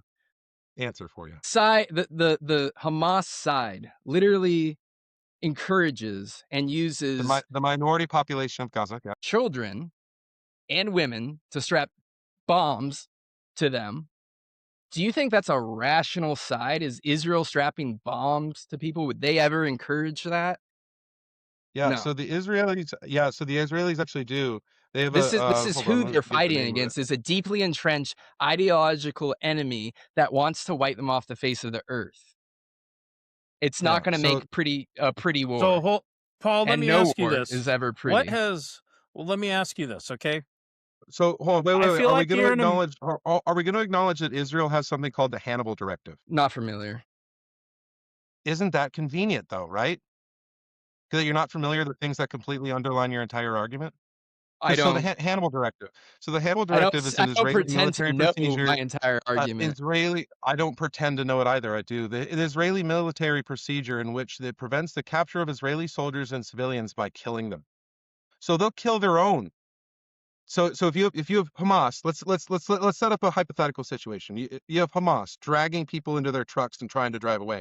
You have Israeli military watching because this is under occupation and all this area is under cameras from Israeli military, the IDF. They can bomb those areas. They can bomb those trucks, killing not only the civilian that's getting dragged away, but also the Hamas agents. That would be called using the Hannibal Directive. So yeah, they do, Paul. They do kill innocent civilians. and the thing too is Interesting. that so like, what? So you moved right over to the right side of the state, right? So, like, what was Yeah. it that radicalized you? Was it the taxes? Was it, so like, what if Radicalized, it I'm was pretty normal. raining bombs down on, Did you say you went to Israel? Who, you would me? say that your beliefs now, Yeah, so hold on. did you go there? So, Paul, No. No? I No, would, you don't? Okay. I would call some of your, I always wanted some to go there of, personally. I always thought it would be really cool to see. I would call some of what I see you post, and now in light of what we've seen and kind of a carte blanche support for Trump, even when people, I would call that a little radical. Okay. But my point, what I'm trying to, what I'm trying to say is that we feel this like, ah, man, like the taxes are going up, right? Like, that's not cool. Like, we shouldn't be doing that. Like, I got a lot of bones to pick with with Ferguson as well, right? Like that gets my blood boiling. Like, red light cameras get my blood boiling, right? Like, the new toll lanes on 167 get my blood boiling. Like, so like, I'm not excusing anything that the Palestinians might do. I'm getting you to try and say, like, if your whole family was taken off the map by people who have been occupying the land since 48, your family's torn apart, you don't have any brothers and sisters anymore, or a mom or a dad, and we get angry about the plights of Washington state, what do you think that you would feel like in that situation if that was you? Like, we get upset about taxes. We get upset about all the Washington state stuff. You don't You're think coming that from you would be pissed You're off? kind of You don't think you would you're be kind of pissed off? Come on, man. I'm not So saying you I'm wouldn't be just pissed off, but you're also like defending their ideology too, not just oh they're completely like this innocent group of people that's been occupied. You're painting it like that. That's not the case. And the Hannibal Directive, it wasn't an official policy to intentionally kill Israeli soldiers. Commanders were authorized to use aggressive action to prevent a kidnapping. So you could just say like, oh yeah, they're trying to kill them. And they later revised that, I think in How do 2016, they prevent it? to stop doing that. So these little sound bites that you can use, but then you do a quick like Google search and it's just not the case. Can I, You're Paul? trying to just form this argument Paul, that's that just it's not most definitely the case. intellectually fair. You, buddy, you just did a quick Google search and tried to tear down an argument that's been established Yeah, by because talking I heads saw on you mainstream media typing. for fucking 30 years. So but because I forgot the name of what it was called, but I knew it fucking existed, and I could even point out here, according to multiple sources and credible investigations reporting on the ground, Israel's military did order and apply the Hannibal Directive during the Hamas attack on October 7th, 2023. To avoid This has been capture. reported by Israeli media. The directive How? How to avoid capture? How to was avoid capture? revised in How? 2016. Do you want me to actually is it to Oh, to save it avoid them? was capture by Is it revised to in 2000. save According to my quick Google research, is it it to was save the revised. They civilians changed what they from oh my say now. is it to gosh. save Oh my the gosh. civilians Dude. from You'll harm? do Or is it anything. You'll do to anything prevent from to Hamas having a defend. captive? Do you want to Because be it is a captured by horrible Hamas? human Do rights you see how they treat atrocities. their? Do you see how they treat their hostages? Wait, are you If now I was a defending? soldier and So and now I you're knew defending. it was So going to be now you're tortured and defending. killed, Now you're I defending would the I IDF by would have saying said what? Do you want to be I would attacked by have said the Hamas? risks. That's If I was an hysterical. You Israeli, go from saying it can doesn't I happen to go finish from saying I what would I rather say? be killed by the IDF rather than captured by If Hamas. I served in the Jesus military, Christ, okay, dude. served in the military. If I was facing an enemy like Hamas Where again? and my brother, Where? oh my gosh, can Where? I talk for 1 second? Holy crap! That's how I feel. Where? That's how I feel too. Goodness You've been Where? gracious, talking a dude! lot, Paul. You talk Paul, over where? people. You interrupt. If You do the I same thing. I'm the only one between you you, two. I'm we the only one who actually has been giving grace. So hey, it's still don't put 2 verse yourself 1 on here. a Let's remember this. don't put It's still 2 yourself verse don't put 1. yourself on a high don't put yourself on Throughout a high throughout this like the podcast, high there's road pedestal. if I can clarify, let's move on. We should get to a So different topic. okay. What specific But policies for of the record, you know, like I don't disagree with everything you're saying, you know. And then to speak about Israel too. We were all raised with what was your you said you did a lot of Oof. church. What's your religion, if you don't mind me asking? You cut out there Your for a second. denomination. What's your denomination for Christian religion, if Non-denominational you don't mind me asking? Christian. Non-denominational? Non-denominational. Um Yeah. a lot of us I feel like in Christianity are raised, and I would put myself as a Lutheran in that category, to kind of praise Israel from a really young mindset, and without even Veggie really being told Tales, why. Yeah, like Veggie Tales. I bring up Veggie Tales all the time. And obviously there's because Christianity and circumcision? religion to an extent overlap, right? Old Testament, there's an extension there. Jesus was a Jew. There's an extension there that overlaps, and there's a history that kind of tries to get taught into you about Israel. Even in my Lutheran church, we did trips abroad to Israel, and I never did one, but I always wish I did because I wanted to. So I would love to go to that area of the world. But I think that's interesting that a lot of us, and I brought this up to John, we've talked about this before, that a lot of us at a young Christian age are taught up to kind of idealize the Israeli government without knowing, It like, there's shouldn't a difference be the between. Israeli government. You should be able to That's the question, point. That's the point. and I That's the do point. Yeah, think yeah, you yeah, yeah, yeah. We have the agree. right. But that's why I believe they have the right to exist. Okay? I do believe that. And when you do read the Bible, particularly Revelation, like Israel's there at the end. Does Israel mess up in the Bible? Yeah, absolutely. Doesn't mean But you have it to think the It all whole it all country starts shouldn't though. exist.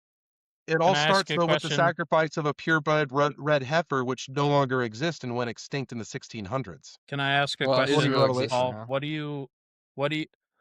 you believe that Revelation is an int more of an internal revelation or revealing rather than end times prophecy too? Because we also grew up in the era of the Left Behind books. But yeah, And that was I a huge part of our upbringing. I know it was a huge part of my upbringing was the I know Left nothing Behind about those. stuff and the rapture, where that's kind of yeah, false. That's a yeah. false deal. I think a lot of It's not Revelation actually has referenced. already happened. So There's you like do the believe whole it's a true end time I think prophecy. there's a lot of uh, not like 100%. No, I think there's a lot of mystery. It's a fascinating book of the Bible, obviously. Mm, and I think there's a lot left to mystery also. Is it 100% being able to be interpreted to the point where certain denominations are saying there's going to be 7 years and this is, going to happen and no. I mean, I went to church for a moment where when Obama got elected, the pastor said, "This is the start. This is the start of the tribulation." And I left that Was that church. It Obama got wasn't elected? yeah, That's like crazy. this is it. It's over. Yeah, dude, there were people um saying some crazy wild stuff back then. And I yeah, think there that always will be. Yeah, absolutely. so what do you think of the there's a lot of Jews within Israel who are claiming like Trump as the Messiah. Like what kind of emotion does that No, it's true. Like so what kind of emotion does that like with I'm just laughing that Revelation? people believe that. I No, know. it, So what does that oh, statement mean to you? Like what does that get you feeling? n- not much because Orthodox Jews, practicing Jews don't believe in the New Testament. So I'm not going to take what they say much past face value. It doesn't mean much to me. Do I think Trump is the Messiah? No, he's a guy. I don't follow Trump. I support him, but I don't. Yeah, he's not God. Did you see So then did you see Trump at the prayer breakfast the other day? I thought that was funny. God, he said that he didn't even read it. Yeah, he said he's like, "Oh, I never Oh read the my Bible." And then God. Uh, he made a joke too at Mike yeah, Johnson's expense, which I thought was really funny, where he goes, "This Mike Johnson, this little guy over here," and he calls him little or something, and then everyone starts laughing. He points at Mike Johnson, and he yeah. goes, "This guy wanted to pray with me before lunch," and I go, "Mike, we're just having lunch," and it's like, dude, Christians You're at pray the before prayer meals. breakfast. You're at the prayer breakfast. That was Fortunately, funny. fortunately, I didn't elect Trump to be my pastor. Yeah, that's fair. That's definitely fair.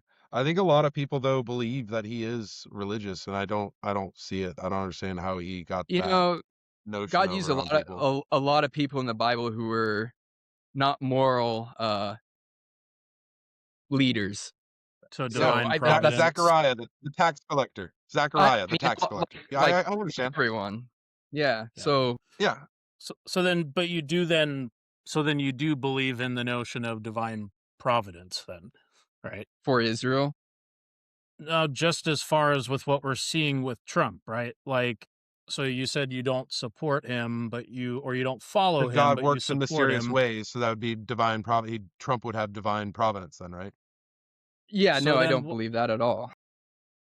Okay, good. Yeah, okay, I don't think God is working through Trump personally. I don't think that he. I think God works through everyone, and even bad people He works through. yes, I You know think, what? yeah, I You could be agree with right that because too. you could say even that I mean, God is he is the making God of the universe. in that same argument, you could say too that God is giving us the trials and tribulations under the Trump administration, so people would rise to a better America afterwards. And I You would could hope, interpret it that way. and you could, and I would hope that every administration at the end of the administration would be better than when it started. I wouldn't hope otherwise. That would be uh, You know, empathetical to my I hope existence that if I did. too. I don't think that's reality when you look at like the history of nations. Like, how many are still in existence that have been around? Like most fail. Isn't there like Nations, a they all fail. timeline? Yeah, right. They all fail. Is there a timeline that you're aware of how long a nation typically lasts before it implodes? I've heard It's around like 250 three. years, right? Yeah. Right, right.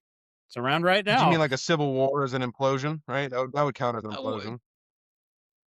Yeah, I mean, Yeah, there's you could there's say that. countries and or like quote unquote countries that have existed in some form of like cultural existence that have extended until now. Like you can go ancient wise and say like China or Egypt and something. But yeah, you're 100% correct. Those countries quote unquote imploded and regrew, multiple times over their 5,000 year existence. Yeah, absolutely. Do you Rome lasted for 800 years. Well, Western Rome, right? So, Paul, Yeah, you say that you're not a follower of Trump. You support him, right? And I think that it yeah. comes back to like the idea of, right, like my family is a very conservative family. I find myself as the black sheep in my family. Um, so like I understand when it's like, okay, pray for Trump. Like I've heard that before because it's like he's in power. You obviously want the best outcome possible, right? And I was told, and kind of I grew up in the family of it's not okay to be critical of that power because we kind of didn't have a choice in it, so you want him to be successful anyways. Do you kind of catch where I'm tracking? Like, does that mean anything to you? I see what you're talking about. I didn't necessarily grow up with, not being allowed to question someone just because of they align with us. I didn't really grow up with that. I do question Trump on certain things. Um, but I see where you're coming from. You should. Um, and, I prayed for Biden when he was the president. It doesn't stop because someone's of a different ideology, and God can use anyone that He wants to do His will. I think that's noble of you.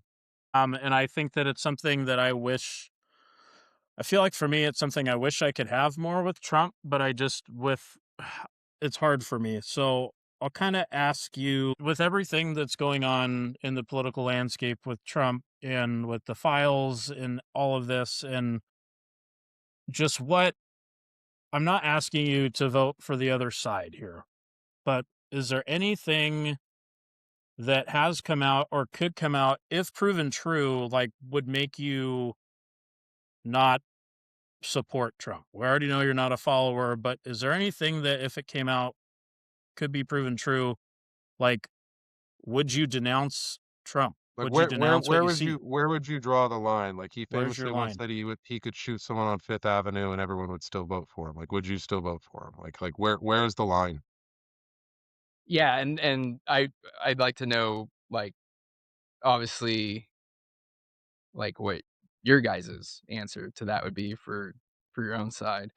But yeah, getting to your question, yeah, so if there's, clear proof that he knowingly broke the law, clear proof he used government power to target people, so, like, obviously there's going to be things like, oh well, Trump told this person to investigate this person. Well, if Trump knows and has information that they did something illegal, he does have the right to say, hey, this person needs to be investigated for this crime. There may be crimes that he's aware of that we're not aware of, but specifically if and this is a part where it's like the lines are getting blurred, especially with all the talking points you hear, like Trump using power for, hey, stick this person on this person.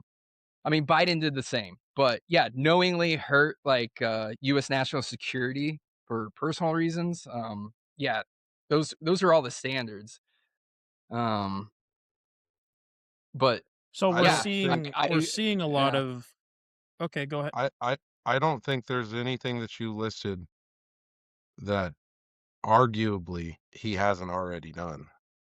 Like And you that's why said, I said it he because I knew you would say that.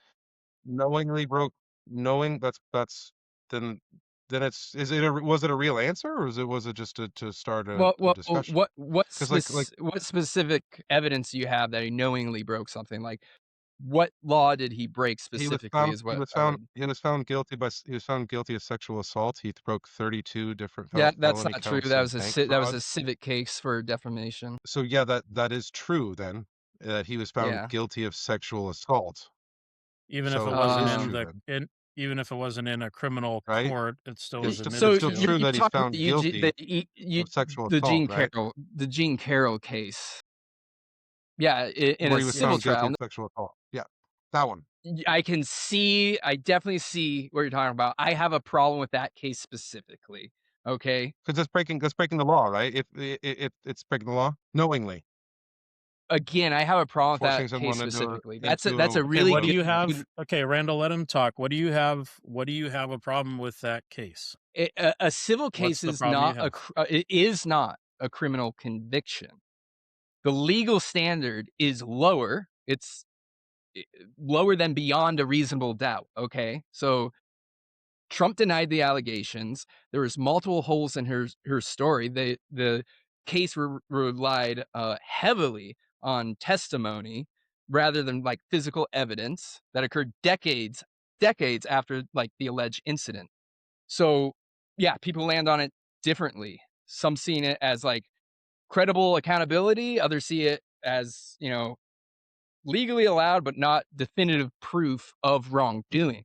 So yeah, that case specifically, I encourage you to look into it. There's a lot of holes into it. You encouraged me to look into it. Okay, okay. Is And then what about the no, 32 counts of really. bank fraud? Do you treat civil I rulings know, as really, criminal yeah. I'm convictions as the laughing. same thing? No, no, that's a question. No, I'm laughing. I'm laughing. Yeah, I know. I'm laughing at someone having to draw the distinction between a civil ruling and a criminal ruling because of statutory limits on times that you can bring a conviction in a criminal court. When they say I would draw the line to someone breaking the law, and then get presented with a law, I'd be like, well, that one you gotta look into that one. That one might was he found guilty by a judge? I'm sorry. I honestly believe that. I mean, do you treat Okay, civil? okay, So great. That's you do, perfectly ca- fine. Was he you found do guilty by treat a judge? civil rulings as criminal convictions as the same thing. You do treat that. No, I never said Oh, anything of oh, oh, the statement. What I said okay. was All right. was he found guilty by a judge? Yeah. This is the intersection But of again, because I have a problem with that specific case, and the here I am question was defending it. Take it up And with the I judge. think Take it hold up on, with a judge Randall, in appeal where it was shot down. hold on, I Randall. don't So think what that was the ruled question correctly.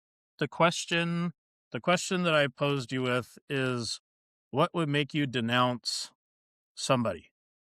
So then what would make you lose support for? So the question is it's a moral question, right? So you're saying that you don't think he did it then. So I am I got a new saying one. that I can remove this situation and supply a new one if you'd like. Or you I'm can say, just sorry, I'll be quiet. saying, well, honestly, I'm just saying I think that case specifically had a lot of holes in it. And because I know about that, have read about it, I don't believe that it was credible. So there are We cases both that get encourage ruled everyone to that are wrong. And and we both I don't encourage believe he's everyone to do guilty their of own that. research. Right? We'll agree to let everyone do their own research, right?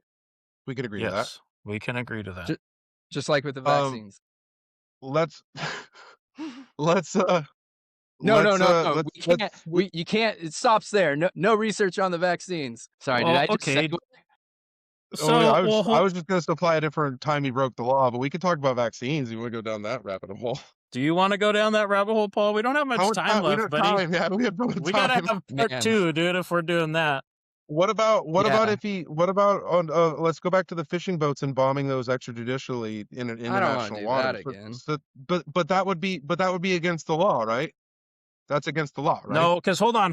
I'm gonna jump into no, hold on. I'm gonna jump into okay, so I will bring up the counterexample here, as Paul mentioned it briefly, and so we could say that from the other side of the aisle, Obama did that with all the drone strikes in the Middle East, right? Like he used his executive power to do that. right? Killed U.S. And citizens. in the process of doing the drone Obama strikes, is killed that what U.S. you're saying? citizens with Yeah, drones. I mean, Biden drones. What was it, like a man picking up water for his family during the Afghan withdrawal? Where's the outrage in that? Sweep it under the rug. I don't know if Biden What are you ever. holding? What is I'd that? love to know that about that. Nothing. I don't know. I don't know anything about Biden ordering a person to get. There's a Uh, difference between if a drone isn't it operator hits someone convenient? mistakenly, and I guess so. There's a difference between if a drone operator hits someone mistakenly and the president of the United States going on Fox News going, I told him to bomb him. I gave the order. I said hit him again. There's that. Like, what the hell are you He talking about, dude? himself I think that what I don't think Randall's I've ever pointing heard out of is Biden that going hit that guy getting the water. I All think right, that you're what right. You're Randall is right. saying, Let's give Biden a free pass. I don't even know about that moment. I'd love to learn more about it, but I'd love to know if the person who operated the drone was held responsible because they should be. I mean, are you aware of the amount of civilian deaths in the Iraq War? Oh yeah, a lot. That was perpetrated a lot majorly, I and think I it's like believe started by the Bush 108,000. administration. That Yeah, was Mission and accomplished with Obama. Bush administration. Hey, I've got problems with Bush. Don't get me started. But Obama did increase like the bombing campaign drastically, and that's when you started to see a lot of these. When you And have a drone strike, he also you're gonna kill a yeah, lot of civilians. but he also lowered the boots on ground from like 400,000 to like 900,000 over, or excuse me, 9,000 over his term.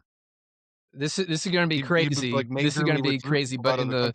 in the urban warfare that was going on, in the urban warfare that was going on in Iraq, boots on ground actually meant less civilians dying. And you can back that Yeah, up by just looking at the but increase earlier in you were defending but earlier you were defending the use of cruise missiles rather than having one American death. So wouldn't it be smarter to get those Americans out of Iraq rather than to have I them didn't be say one subject to American American death? death. So you I didn't definitely say said one one American American death. death. You said one American death. You said how much is it worth? And I said $3 million for a cruise missile. You said it's not worth one American death. And I was going to point yeah, out so you I don't think argued it's what worth any I Randall's said getting at is Americans. that, Venezuelan death. yes, dead Okay. Americans. He didn't say one American death, he said Okay. dead So Americans. So you're what you're saying a cruise missile, we should let the one American die then. no, I don't think an he's American would saying, die in the subject taking of a bunch of drugs in the Caribbean. I don't believe that would really happen. I think that our overwhelming force would kind of hold them pretty safe and secure. It's like when you see those boats in Eastern Africa going after those shipping containers, and like the guys are coming at them on essentially like canoes and dinghies, and they have like hired security staff with AR-15s shooting at them. That it's laughable that one American would be at a major risk in the capturing of these people. But besides the fact that but we already hold have on, let's captured them, and back then we up, didn't even take them Randall. into court. We just sent them back to Venezuela. Randall, let's back up because we're Yeah. trying to tease out, Paul, we're trying to tease out the fact that it kind of feels like a lot of people who support Trump, he could do no wrong. You could make the argument that from our side of the aisle, which I don't like that term for myself because I don't find myself, you could say the same thing about yourself, right? Like you don't find yourself on this side of the aisle. I don't find myself on this side of the aisle, right?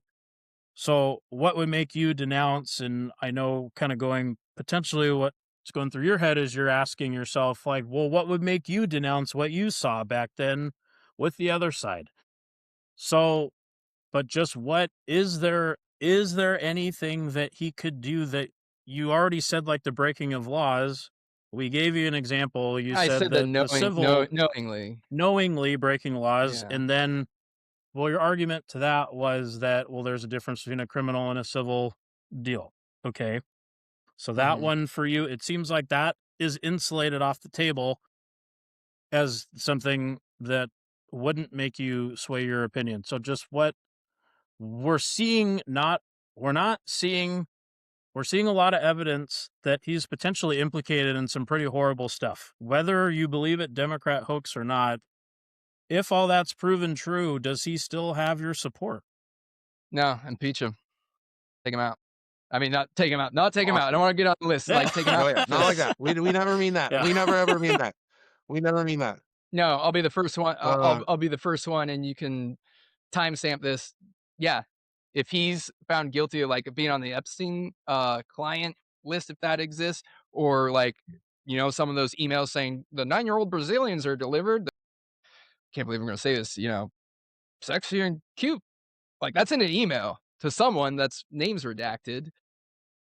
If it was that degree, yeah, but as far as I know from now that I mean, it's been out for a while and there's not a link of that, which I don't want there to be a link of that, obviously. Um, if there is, that Problem means is there's though is that a victim out there. the problem is though is that a large portion of the American population doesn't believe the release of these has been kind of legit, right? I mean, they were I supposed to don't be think they've out been back legit in at all. mid December. But Yeah, they I were supposed mean, to Well, be so out let's in full question this. entirety It took unredacted in mid-September, and so this administration's yeah. currently against their own. They're breaking their own law. So really, you could say he's breaking a law again, so hold a on, law he time out. signed. I want to go through. I want Is this. So it took an. So first off, too, it took an act of. Okay, so I'm going to back up. We talked. I don't know if you got to last episode, but we talked about this a little bit, right? Like the criticism. Did you listen to the last one? I did. The most recent Yeah. one, where we kind of talk about, well, why did Biden not pursue this, right? And we kind of Oh, yeah. Yeah. you can call it an explaining away, right? But the weaponization of the DOJ, how would it have looked on the Democrats if Biden weaponized the DOJ to go after Trump specifically from the files? I don't think So, Republicans would have believed it if he had come out with it.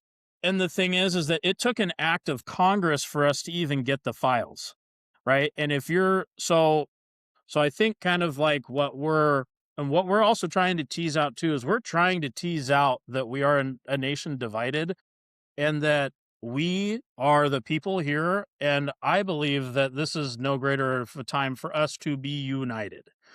And that like we can argue deep state left, deep state right. It's kind of coming to surface that there is a deep state, right? There's a potentially some horrible stuff Yeah. happening out here, right?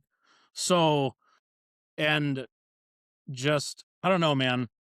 It's I I Yeah, no, I definitely see what you're saying, and I totally agree. The rollout, Pam Bondi, Cash Patel, I don't think it was done well at all. Ultimately, it's out, um, but the rollout of it seems like it was protecting, people, and while you wanna I understand the claim of, "Well, we wanna separate ourselves from the DOJ," but if you look at history, Biden did anything but that. I mean, he gathered his panels together and said, "Hey, we need to be stricter on parents questioning masking," to the point of establishing lists. I mean, he had the Quiet Skies program, which put Tulsi Gabbard on a not a do not fly list, but she was literally being followed on planes.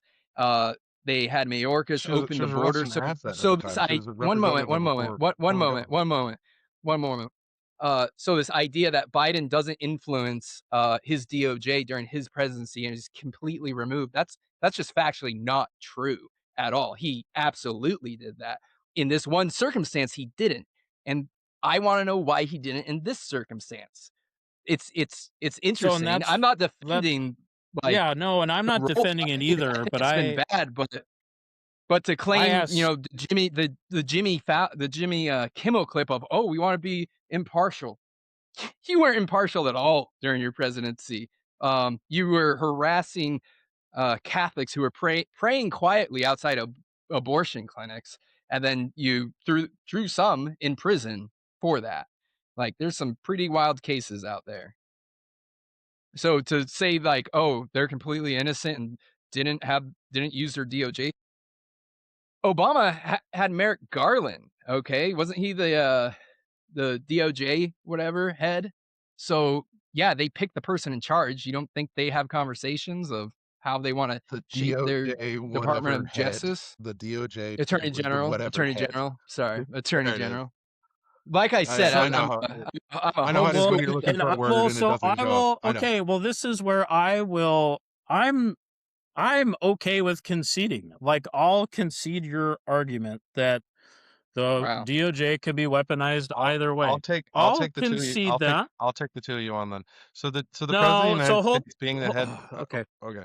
I was just gonna say, well, the president of the United States being the head of the executive branch, which includes the Department of Justice, which technically means that they can give them like broad term, like policy directions to say like, I want to go after cybercrime or I want to go after drug trafficking, right? Or human trafficking. But like they can even like tell Congress to allocate certain resources to help fund the DOJ to do that. But they can't specifically by law, by the Constitution, tell the Attorney General to prosecute any specific persons, to initiate any specific investigations. There was Okay, so Randall, I'm absolutely going to tell no. you I'm going to tell you then. So I feel like if we're asking the other side to start making concessions, and I know that I mean, I'm we impeached trying to say, I'm we trying to impeached say, Nixon because he tried to control the DOJ. Like that's how big of a deal it used to be. Like they're like this is a new phenomenon in American politics where the DOJ and the Department of and the Department of excuse me the president's office are seen as like synonymous to each other. There's Look, Trump is historically more always been a huge separation. Trump is honestly just optically, he's out there more. He's saying these things publicly. Biden was like one of the But least he didn't. transparent But, presidents. but he Is didn't he mean never even to. took he took the podium like 2 times during his presidency to talk to the press. Well, I you don't well, think that would that be great if it Biden was based on had any truth, but it wasn't. you don't think Biden ever talked to uh his DOJ about going after Trump? I mean, look at the Russia collusion, at least prior when he was the vice president. Um, that has some serious issues implicating that, I don't believe you so at know, all. And then I do you think believe it's yeah. important to make the distinction to say that that Donald Trump has been incredibly transparent and comes out and talks about these things. The main reason we know about this is because he accidentally posted a truth social truth where he meant to send having a Pam private message Bondi, to Pam sickened Bondi, Pam and Bondi then it on him, got yeah. proved. Yeah, but that was supposed to be a direct message that was accidentally posted because we have a dementia president. So when you say, oh, he's being incredibly truthful, brother, he accidentally posted the dirty details. The only reason we're having this conversation now is because I can factually I mean, prove that he told his person to do he that. literally You can't you campaigned on can't it, in so any way he literally you can't in campaigned on it. any That's way, pretty shape, or public. form show me you can't in any way, shape, or form show me Biden or Barack Obama telling their attorney generals to prosecute anyone. You can't do that. I can, and it's Not unfortunate spec for your argument. and They targeting can give and them broad policy yeah. directions, but they can't say, "Hey, I'm telling you to target this person." That doesn't exist, But but even it does okay, under the Randall, Trump administration. let's live in a world where you're wrong and they did. Okay? I Let's mean, live in that he world. ultimately has freedom of speech. Let's live in that world where you're wrong. So what we're kind of doing with this is we're asking for people to lay down lay to make some concessions from their side. All's I'm getting at is that Paul believes that the other side has done it. So is that, There's but a does that lot of give you people the who high road to do it yourself? there's a lot of people that believe that too. But if the thing is that if that's just something that if by just admitting in an argument that that has happened, if it gets to the greater good of the greater good is we're asking people to denounce Trump. That's like the goal of a lot of this because it more than likely it could be that he is truly implicated. So I want to know, have some faith that if what we come out and what is seen is proven more, that like we are essentially fighting the same cause, right? I Do you think that I understand what think I'm getting at here? I absolutely do. I Yeah, but absolutely do. it doesn't mean I'm gonna abandon my, moral values and policies that I support, and I can still recognize that Trump still, Valid guess. like, helps me go down that path in what my values are in terms of policies I want. But if it came to that point of, like, it crossing that red line that I described earlier, yeah, I absolutely would, um, and I would hope the What same specific for anyone. what specific Trump policies do you credit for like being beneficial to the government for like long-term success? I don't know. I mean, Mark Cuban just came out saying, like, praising Trump for his Trump RX, and Mark Cuban's in the space of starting a company to provide cheap, like, prescriptions for people. And I thought hell froze over when I heard Mark Cuban saying that it was basically praising Trump for how brilliant that was. So, I mean, that's the most recent one I can think of is Yeah, but his Trump RX plan of lowering that prescription but that's not prices and that's whatnot. not but that's first I mean, off, that's that's because he's not possible president. to lower prescription prices below 100%, right? Like I didn't you'll say admit to that. 100%. Like you can't lower a I know, but he has. He says they're lowering it by 1,200, 1,600, 1,800, 2,000%. So like that's not You possible should to lower take something you below should that. take Trump seriously, if anything, but don't take him literal. So it's not possible to lower something below 100%, right? Where you get paid to pick up a That's dangerous, though, prescription. Paul. That statement is that statement is dangerous. It's true. That's that's a Yeah, I wouldn't say it's that's a dangerous. It also dangerous road to go down. You can't take it him. also is a really great strategy to have for I national also security. He's not on the campaign trail anymore, though. I feel like that lying is a great was. campaign strategy. That's what you just I said, right? I feel didn't say like okay. lying. Yeah, but I'm but gonna give below something you. below You 100% is you lying, should right? Because you you can't should do that. absolutely talk a big game to other countries. They should question whether or not like you're gonna strike them. So in the terms of like take him You're gonna seriously, strike. So now you're offering military aid, I'm just saying it. No, I'm just saying in like the military strikes. grand scheme of the statement that I said of take But him we already had seriously, free not trade with a lot of literally, these countries. is But we not already had just free. inherently dangerous. Paul, we already Let had him free talk, trade with a Randall. lot of these countries. I'm not talking about trade. I'm getting off on a tangent. You're getting off You're on not talking okay. about So you're trade. That's getting what. off. He's getting off on a tangent as far as what policies you're But that doesn't saying. make any sense. I'm trying to say Saying you can't lower, hold on, I'm trying to say you can't lower drug prescription prices below 100% because that doesn't make any logical sense. And then you're saying, oh, you can't use this, excuse me, hold on. You can't use this as trade negotiations in order to say, oh, we're gonna hit you hard in this way and in order to give us better prices in this. Those are trade No, negotiations. And I'm pointing I'm out not we've already talking had about trade. free trade with I'm those talking countries Trump talks a big game, okay? He's in always trade, talked a right? big game. With other, In yeah, ev but that's in everything, in everything, but okay? what we're talking about is trade with other countries for medicine. You brought up Trump RX, which isn't a policy, first off, that's even in office. It's just an idea all of a sudden. And I'm pointing out holes in it. So I'm showing you that you can't say, oh, he's really good at talking trade when we already had free trade with these countries. I'm not even We had free trade necessarily with Canada. We saying had free trade with I'm Germany. not bringing in the trade aspect into this. I'm just saying you asked me what has he done He did well? when he What has said he but he did when he said he's going to lower the cost of these by over 100%, Paul. so. I'm gonna okay, give you a little he said that. All right. I'm gonna give you a little backstory, Paul. Okay, I'm gonna give you a little bit of backstory on what we're trying to tease out here. Okay, so I voted for him once. I didn't vote for him the other two times, and the last time I actually was questioning who I wanted to vote for, and I felt trapped to personally.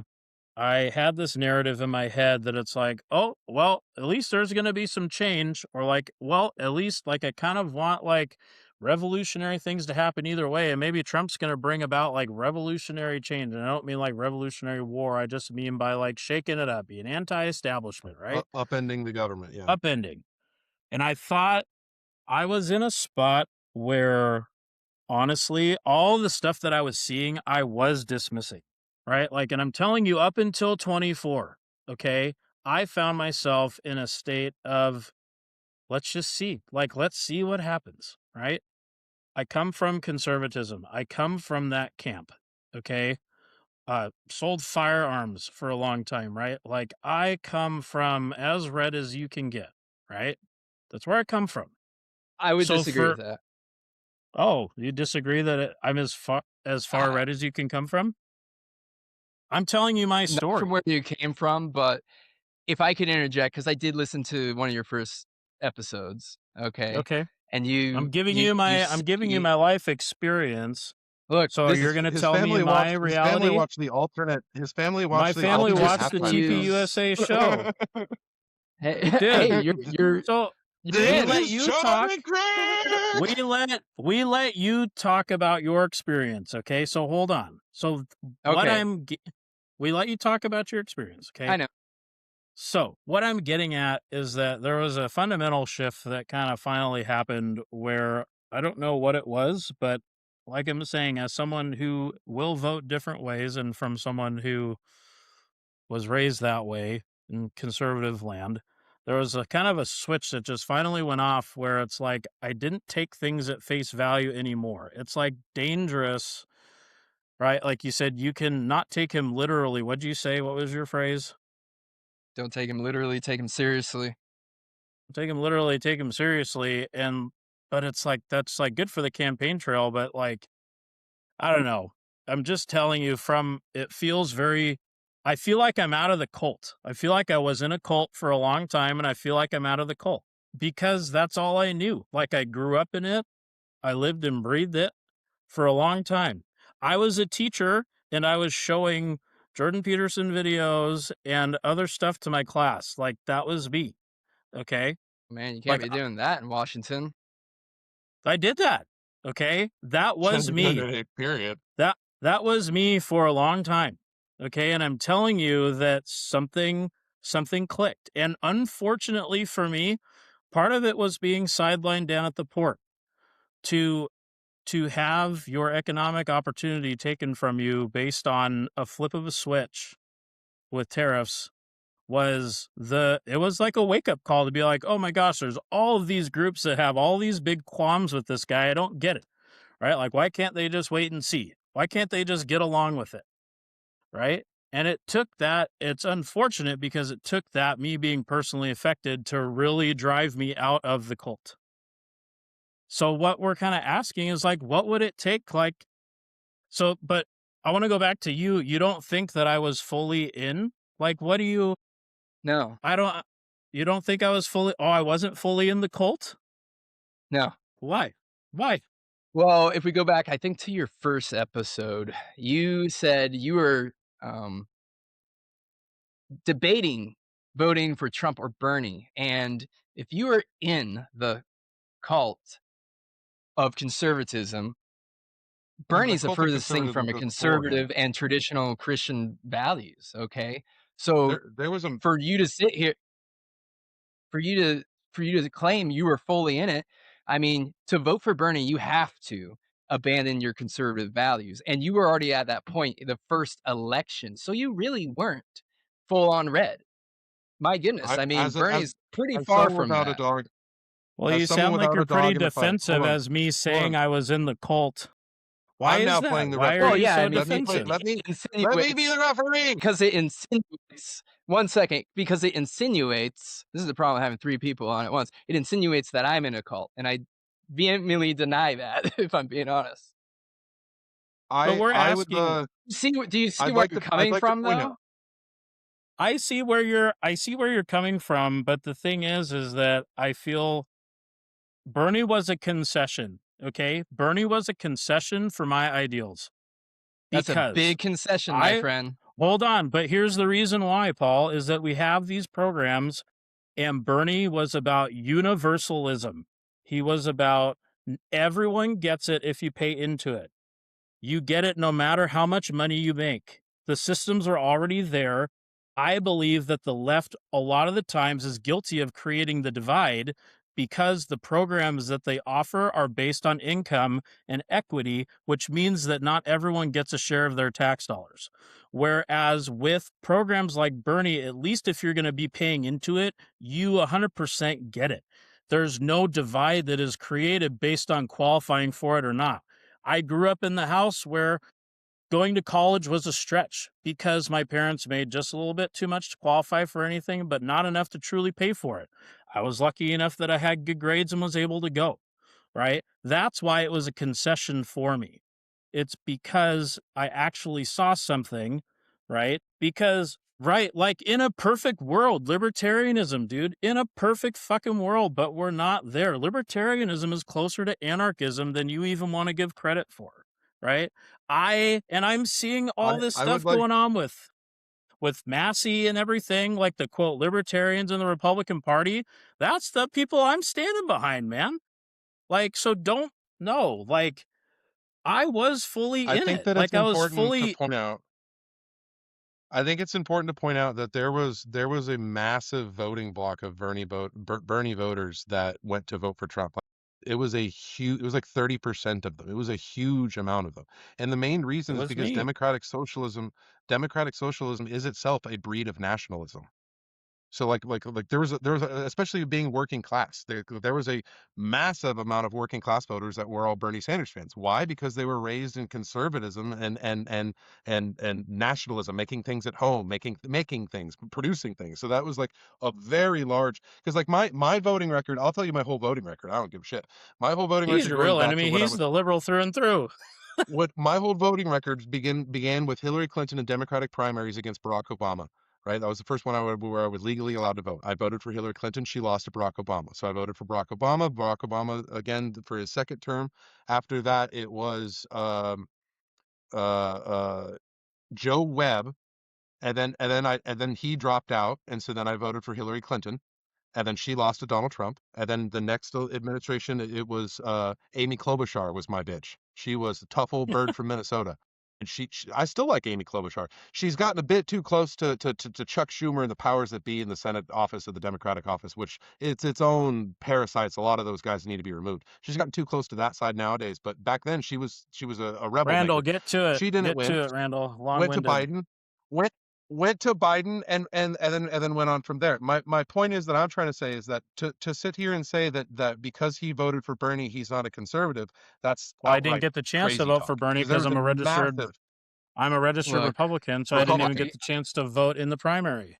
the Bernie supporters that came over and to vote for Trump, I wouldn't say that they're rooted in conservatism, and I don't think that was the reason they voted for Trump. So just But because what they're you're saying is that you are discrediting. So if your stance is one of my problems with, I'm going to say, people like you, because you are discrediting my lived experience, Paul. You are. You can't. You cannot tell I'm me my lived experience. I'm So not telling you. I I'm that's don't telling you think what those I Bernie saw. voters you were What you rooted in are. said. conservative. You I said don't that. think those Bernie You said Yes, you and were I'm voters were telling you, rooted rooted in in I conservative conservative came too. as from you're talking for. the And camp. I'm saying if you truly were rooted in conservative Oh, if values, I you truly would was So rooted. that's a you truly wouldn't thing. Yeah, look okay. at Okay, Bernie so then what are as a conservative? So then what are conservative values? What are they? Christian conservative values. Oh, Christian, Paul. Yeah, Well, let's go Can but you there. be doesn't Trump laugh conservative at people without for being praying? Christian? Doesn't Can Trump you be laugh at people conservative? for Yeah, you praying? Isn't that can. like an ultimate betrayal of your Christian conservative values? But like Like you're getting I defensive at the vote for fact that I said that I I was vote for from your camp. policies, not the person. But you just said it was Christian conservative values. You're the one that brought up Christian conservative values. So you're the person that uttered that phrase. But then when we bring it up how Donald Trump is completely against Christian conservative values, you say, "Well, I vote for He, policy, not the he's Christian not conservative values." he's It's not just it's like completely nailing against Paul. A Christian talking to you is like values. nailing Hold on, Jello Randall. to Is Paul. what Hold on, Talking to you Randall. is like aligns nailing most. Jello to a He wall. happens to be the one that aligns most with my values. So then do you Do you see okay, your so words when raping He's women? not presented biblical. when presented with new Biblical raping information, women, when provided with new information, do you think it raping a kids. strength or a weakness to change your mind when you're presented with new information? I've heard all these Is that talking a str- points before, is that a s- is that a and strength it's or a not new weakness? information. But you had to Google I would some. say, yeah, Randall, you've been on the computer multiple times here typing. Okay, so yeah, sorry, I Googled something. Well, I'm just pointing out you haven't heard of them. Look, I can tell you, I can haven't Googled anything, you two. I can explain how conservative aligns with my Christian values if you want. I Yeah, but don't you think just said you we. don't vote for those. You don't vote for Christian conservative values, so there's no point in explaining No, those. no, You no, said no, you no, no, voted no, on no, no, no, no, no, policies. no. That align with my Christian values, yes. Oh, only the ones that align with your Christian values. So You can't. it's not a Christian value then to take care of the poor and the immigrant. That's not a Christian value. This is that man. There's so many things wrong with that statement. I mean, do you want me to Is it a tell you Christian how So, value but you're conservatism aligns with my Christian values? Do you want me is to it a tell you Christian that? value to covet what your is it a Christian value to covet what your neighbor owns? No. Because I'm pretty sure Donald Trump it isn't. Okay, because I'm pretty sure Donald That, Trump is stealing Venezuelan oil and selling it off and then putting the money in a slush fund in my Qatar right goodness. now. Okay. Yeah, and Venezuela violated our trade agreements and stole our oil. Okay, when they violated those trade agreements and they owe us Our money. So oil? Yeah, Shell was literally, it's a US company that was literally in Venezuela, and when It's a the communist privately owned regime company. took No, no, when it the has nothing to do regime with the took U.S. over, government. they It's a privately publicized all the privately owned oil and company. gas companies. You may not know this, but it's a privately Shell owned doesn't company. exist anymore in Venezuela because it's all state-owned. That was a US By company. what state?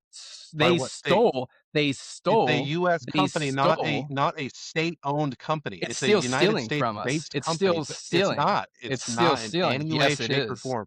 You're Okay, well, talking we about oil disagree. underneath We Well, another that's disagree. country and saying it's corporate stealing. socialism. You're saying that oil underneath another company that was turned away by a private company is stealing from us when this Man, oil is underneath a different country. You are so from mul freaking deluded, dude. So let's take that money. All right, so no. let's take that money. Why isn't that money in the United States government then? Why is it in Qatar? Man, if we could Exactly. Yeah, focus that's what I on thought. No, no, if we could focus on something yeah. else that you know nothing about, then we could talk about that too. Dude, like I said, I'm not a geopolitical expert fully, but I mean, it is true We're that telling you things there that you don't know, and it's making you sit there and go, oh, well, if we could talk about something else, then that would be. hey, I'm not the one that So designed the why is questions and knew what the follow-up, gotcha moments were gonna be, okay? Well, so no, you're I cool mean, with you money were in Qatar, or presented are you with. not? Are I you cool had with some money in gotcha Qatar? questions for you that I did not ask you. I will tell you that. Paul, are you cool with the money going to Qatar? Geopolitics, I'm not gonna sit here to pretend that I know how that hurts us or strengthens us, and neither should you if you're not an expert. Randall, come on. Come Are on. you let me ask you this, are you an Oh my isolationist? God. No, I'm not. No, Okay, so let no. me finish the thought real quick. There are certain countries we give money to that are bad countries, and that can Yeah, strengthen the us. ones that build air bases in Idaho, the ones that we give up air bases to in Idaho, that's I'm not Qatar, saying right? I'm not saying Is I'm that happy wait, about that. isn't I'm not Qatar saying the I'm same happy country about that that. gave us a private jet But that was worth a are bunch of money too? are you denying the fact that there Man, are that sounds like an countries that awful lot of corruption, dude. man, I wouldn't sit man. here and say Yeah, I'm your just pointing out side's totally full of that. your only offense is this geopolitical issue is above my pay grade. Brother, you can have an issue. You can say, I don't think the money should go to a private fund in Qatar. This illegally stolen Venezuelan oil money that No, we say no, is ours, but it's no. from a different company. My I don't problem think is that should go to my Qatar. goodness, Can you wow, say that? wow. Raise your hand and say it can't go to Qatar. My goodness. My goodness. My problem is I don't understand the issue in its entirety, and I admit that. And I'm not gonna sit John, here and just John, do you want it to just go to 'cause I Qatar? What's Our that? just looted money. you're Do you want the looted money to go to Qatar? just Let because you're Paul saying finish. look, just because you're saying it's bad doesn't make it 100% bad. There are reasons why So we say a reason. So position say a reason for why it's good. Yeah, that is what I would say, Paul. It's Say the a same reason for thing I why would it's good. say because it just looks like corruption, man. Say a reason for why it's good. there are trade agreements, there are military reasons. My God. This is why I get Name back the to trade the agreement. isolationist Name the comment. trade Goodness agreement. Name the gracious. trade agreement with Qatar. Name the trade agreement with Qatar. What do we get out of it? I don't have a specific agreement. Like I said, again, I don't understand the There issue in should be its entirety at so all. I haven't read up if this on was it, done by a okay? I Democratic president, haven't this would read all up be on it. done by the book. This would all be done under Congress approval. We wouldn't have taken an illegal plane from the government that we're then giving an airbase to in Idaho. We wouldn't steal illegal oil and say it was Look, ours, even though it was excuse me, hold on. We wouldn't steal illegal oil saying, oh, it was ours, even though it was owned by a private company. Or that company's based in America. That makes it American. Okay, so if that money's why American, then is it why just is it going to condescending, Qatar? dumbass voice when you talk? Why is it going to Qatar? Checkmate, buddy. I I don't have a specific reason, but I can Then you should be able to say, I my think it's goodness wrong. gracious, dude, I can't even finish a thought with you. Because they don't make any sense. You admittedly said yourself, I don't know. Can we move on to something If else? if they don't make sense, let me talk. I literally can't even explain a position without you interrupting, dude. Yeah, it Well, throws so me hold off. on, Paul. This is okay. Go ahead. Go ahead. I have a quip. I I don't still know if want it's back gonna to make it. I don't know if it's gonna make it better, but I have a quip, Paul. Okay, this is a joke, but this is I'm going to say with debate and classes you can take. Randall obviously took in public school debate classes. Okay, I never took a we debate had class. no, you did not. Okay, so I was robbed. we have you're getting defensive.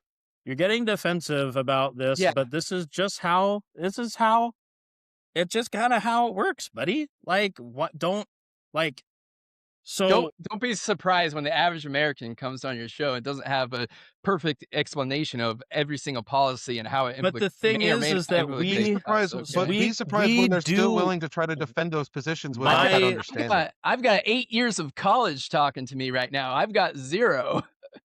yeah, I but had that's the longer than thing. 8 We're years of trying college. to, when presented with Way new longer. information, I had rather 6. than taking the stance of just defending, right? Like taking in use. Yes, you kept saying, right, taking in that information, but it still comes back as just Like, defending the side. at the best, Paul, what you could say in Dude, that situation, if you put it I that don't way, even know what policies you guys support. I don't at the even know what your stance is on after listening to 4 episodes, I don't know what you actually truly believe. You're always just That's crapping on the good. other That's side, good, that's a you good know? Paul. thing, buddy. That's At that's the that's a at the that's very Then the best, best wh review that we what could are you have fighting gotten. for? What are you That's fighting the Paul, for? best Paul, review we could have gotten. We're Thing. fighting for discourse. We are fighting for not one side or the other. You wrote us the best review that we could ever get, I at the because very the best was world is hoping to hear from nuanced you. and the world is not black and white, Paul. Literally a shining review, and I appreciate that.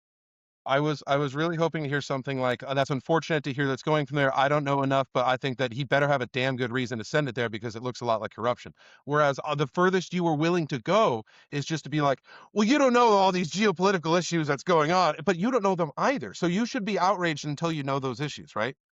Do you know what I'm Have me saying? Like back on that ha look, give me an hour to read up on it, and I'll come to my own conclusion.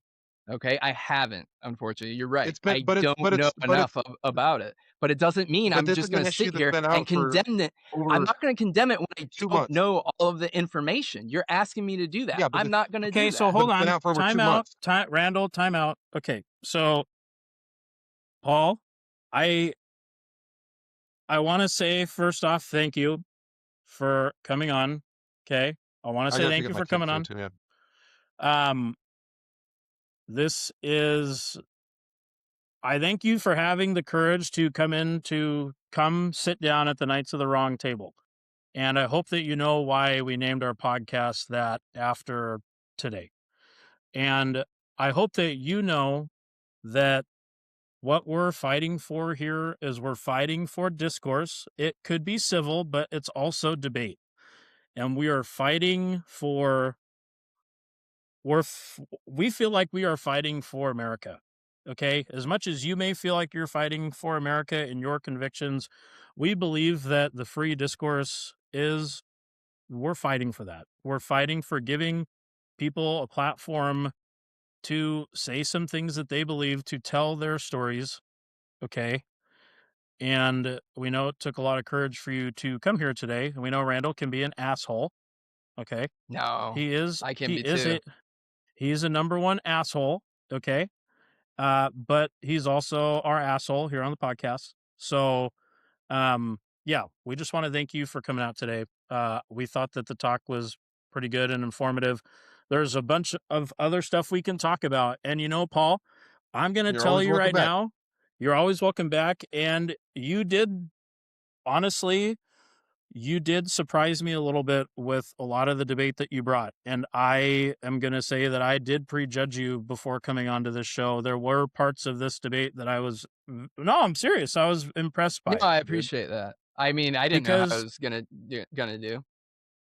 well, and it's not just all about how like who's going to do what, right? It's that we just want to get the conversation flowing. And like that's what this is all about. Like the First Amendment is the first one for a reason, right? Like it's the Yeah. first one for a reason. You know, there's not other places where you can talk as freely. So you have just as much of a right as us, and we're going to try and give people a platform for that too. So No, I totally appreciate it. I think it got a little over my head in some of the categories, if I'm being completely honest. Like, I look at, like, a lot of the talk we did with Israel that took up a lot of time and whatnot. In the future, would love to talk about, why I believe just my overall, alignment with conservative values and whatnot, which yeah, could have gotten to, but, I mean, Israel's a hot topic. Um Very. Yeah. Well, folks, thanks for tuning in to the Knights of the Round Table podcast. Coming up in the next couple weeks, we are going to have Zach Faust back on, who commands a pretty large presence online, and we're going to talk files and where do we go from here as a nation. So thank you, Paul, for coming on today. And yeah, we'll appreciate having you on in the future as well. You're very brave. Thank you. Hey, Freedom! Right. This want is to see you off. Jonathan Cook! No.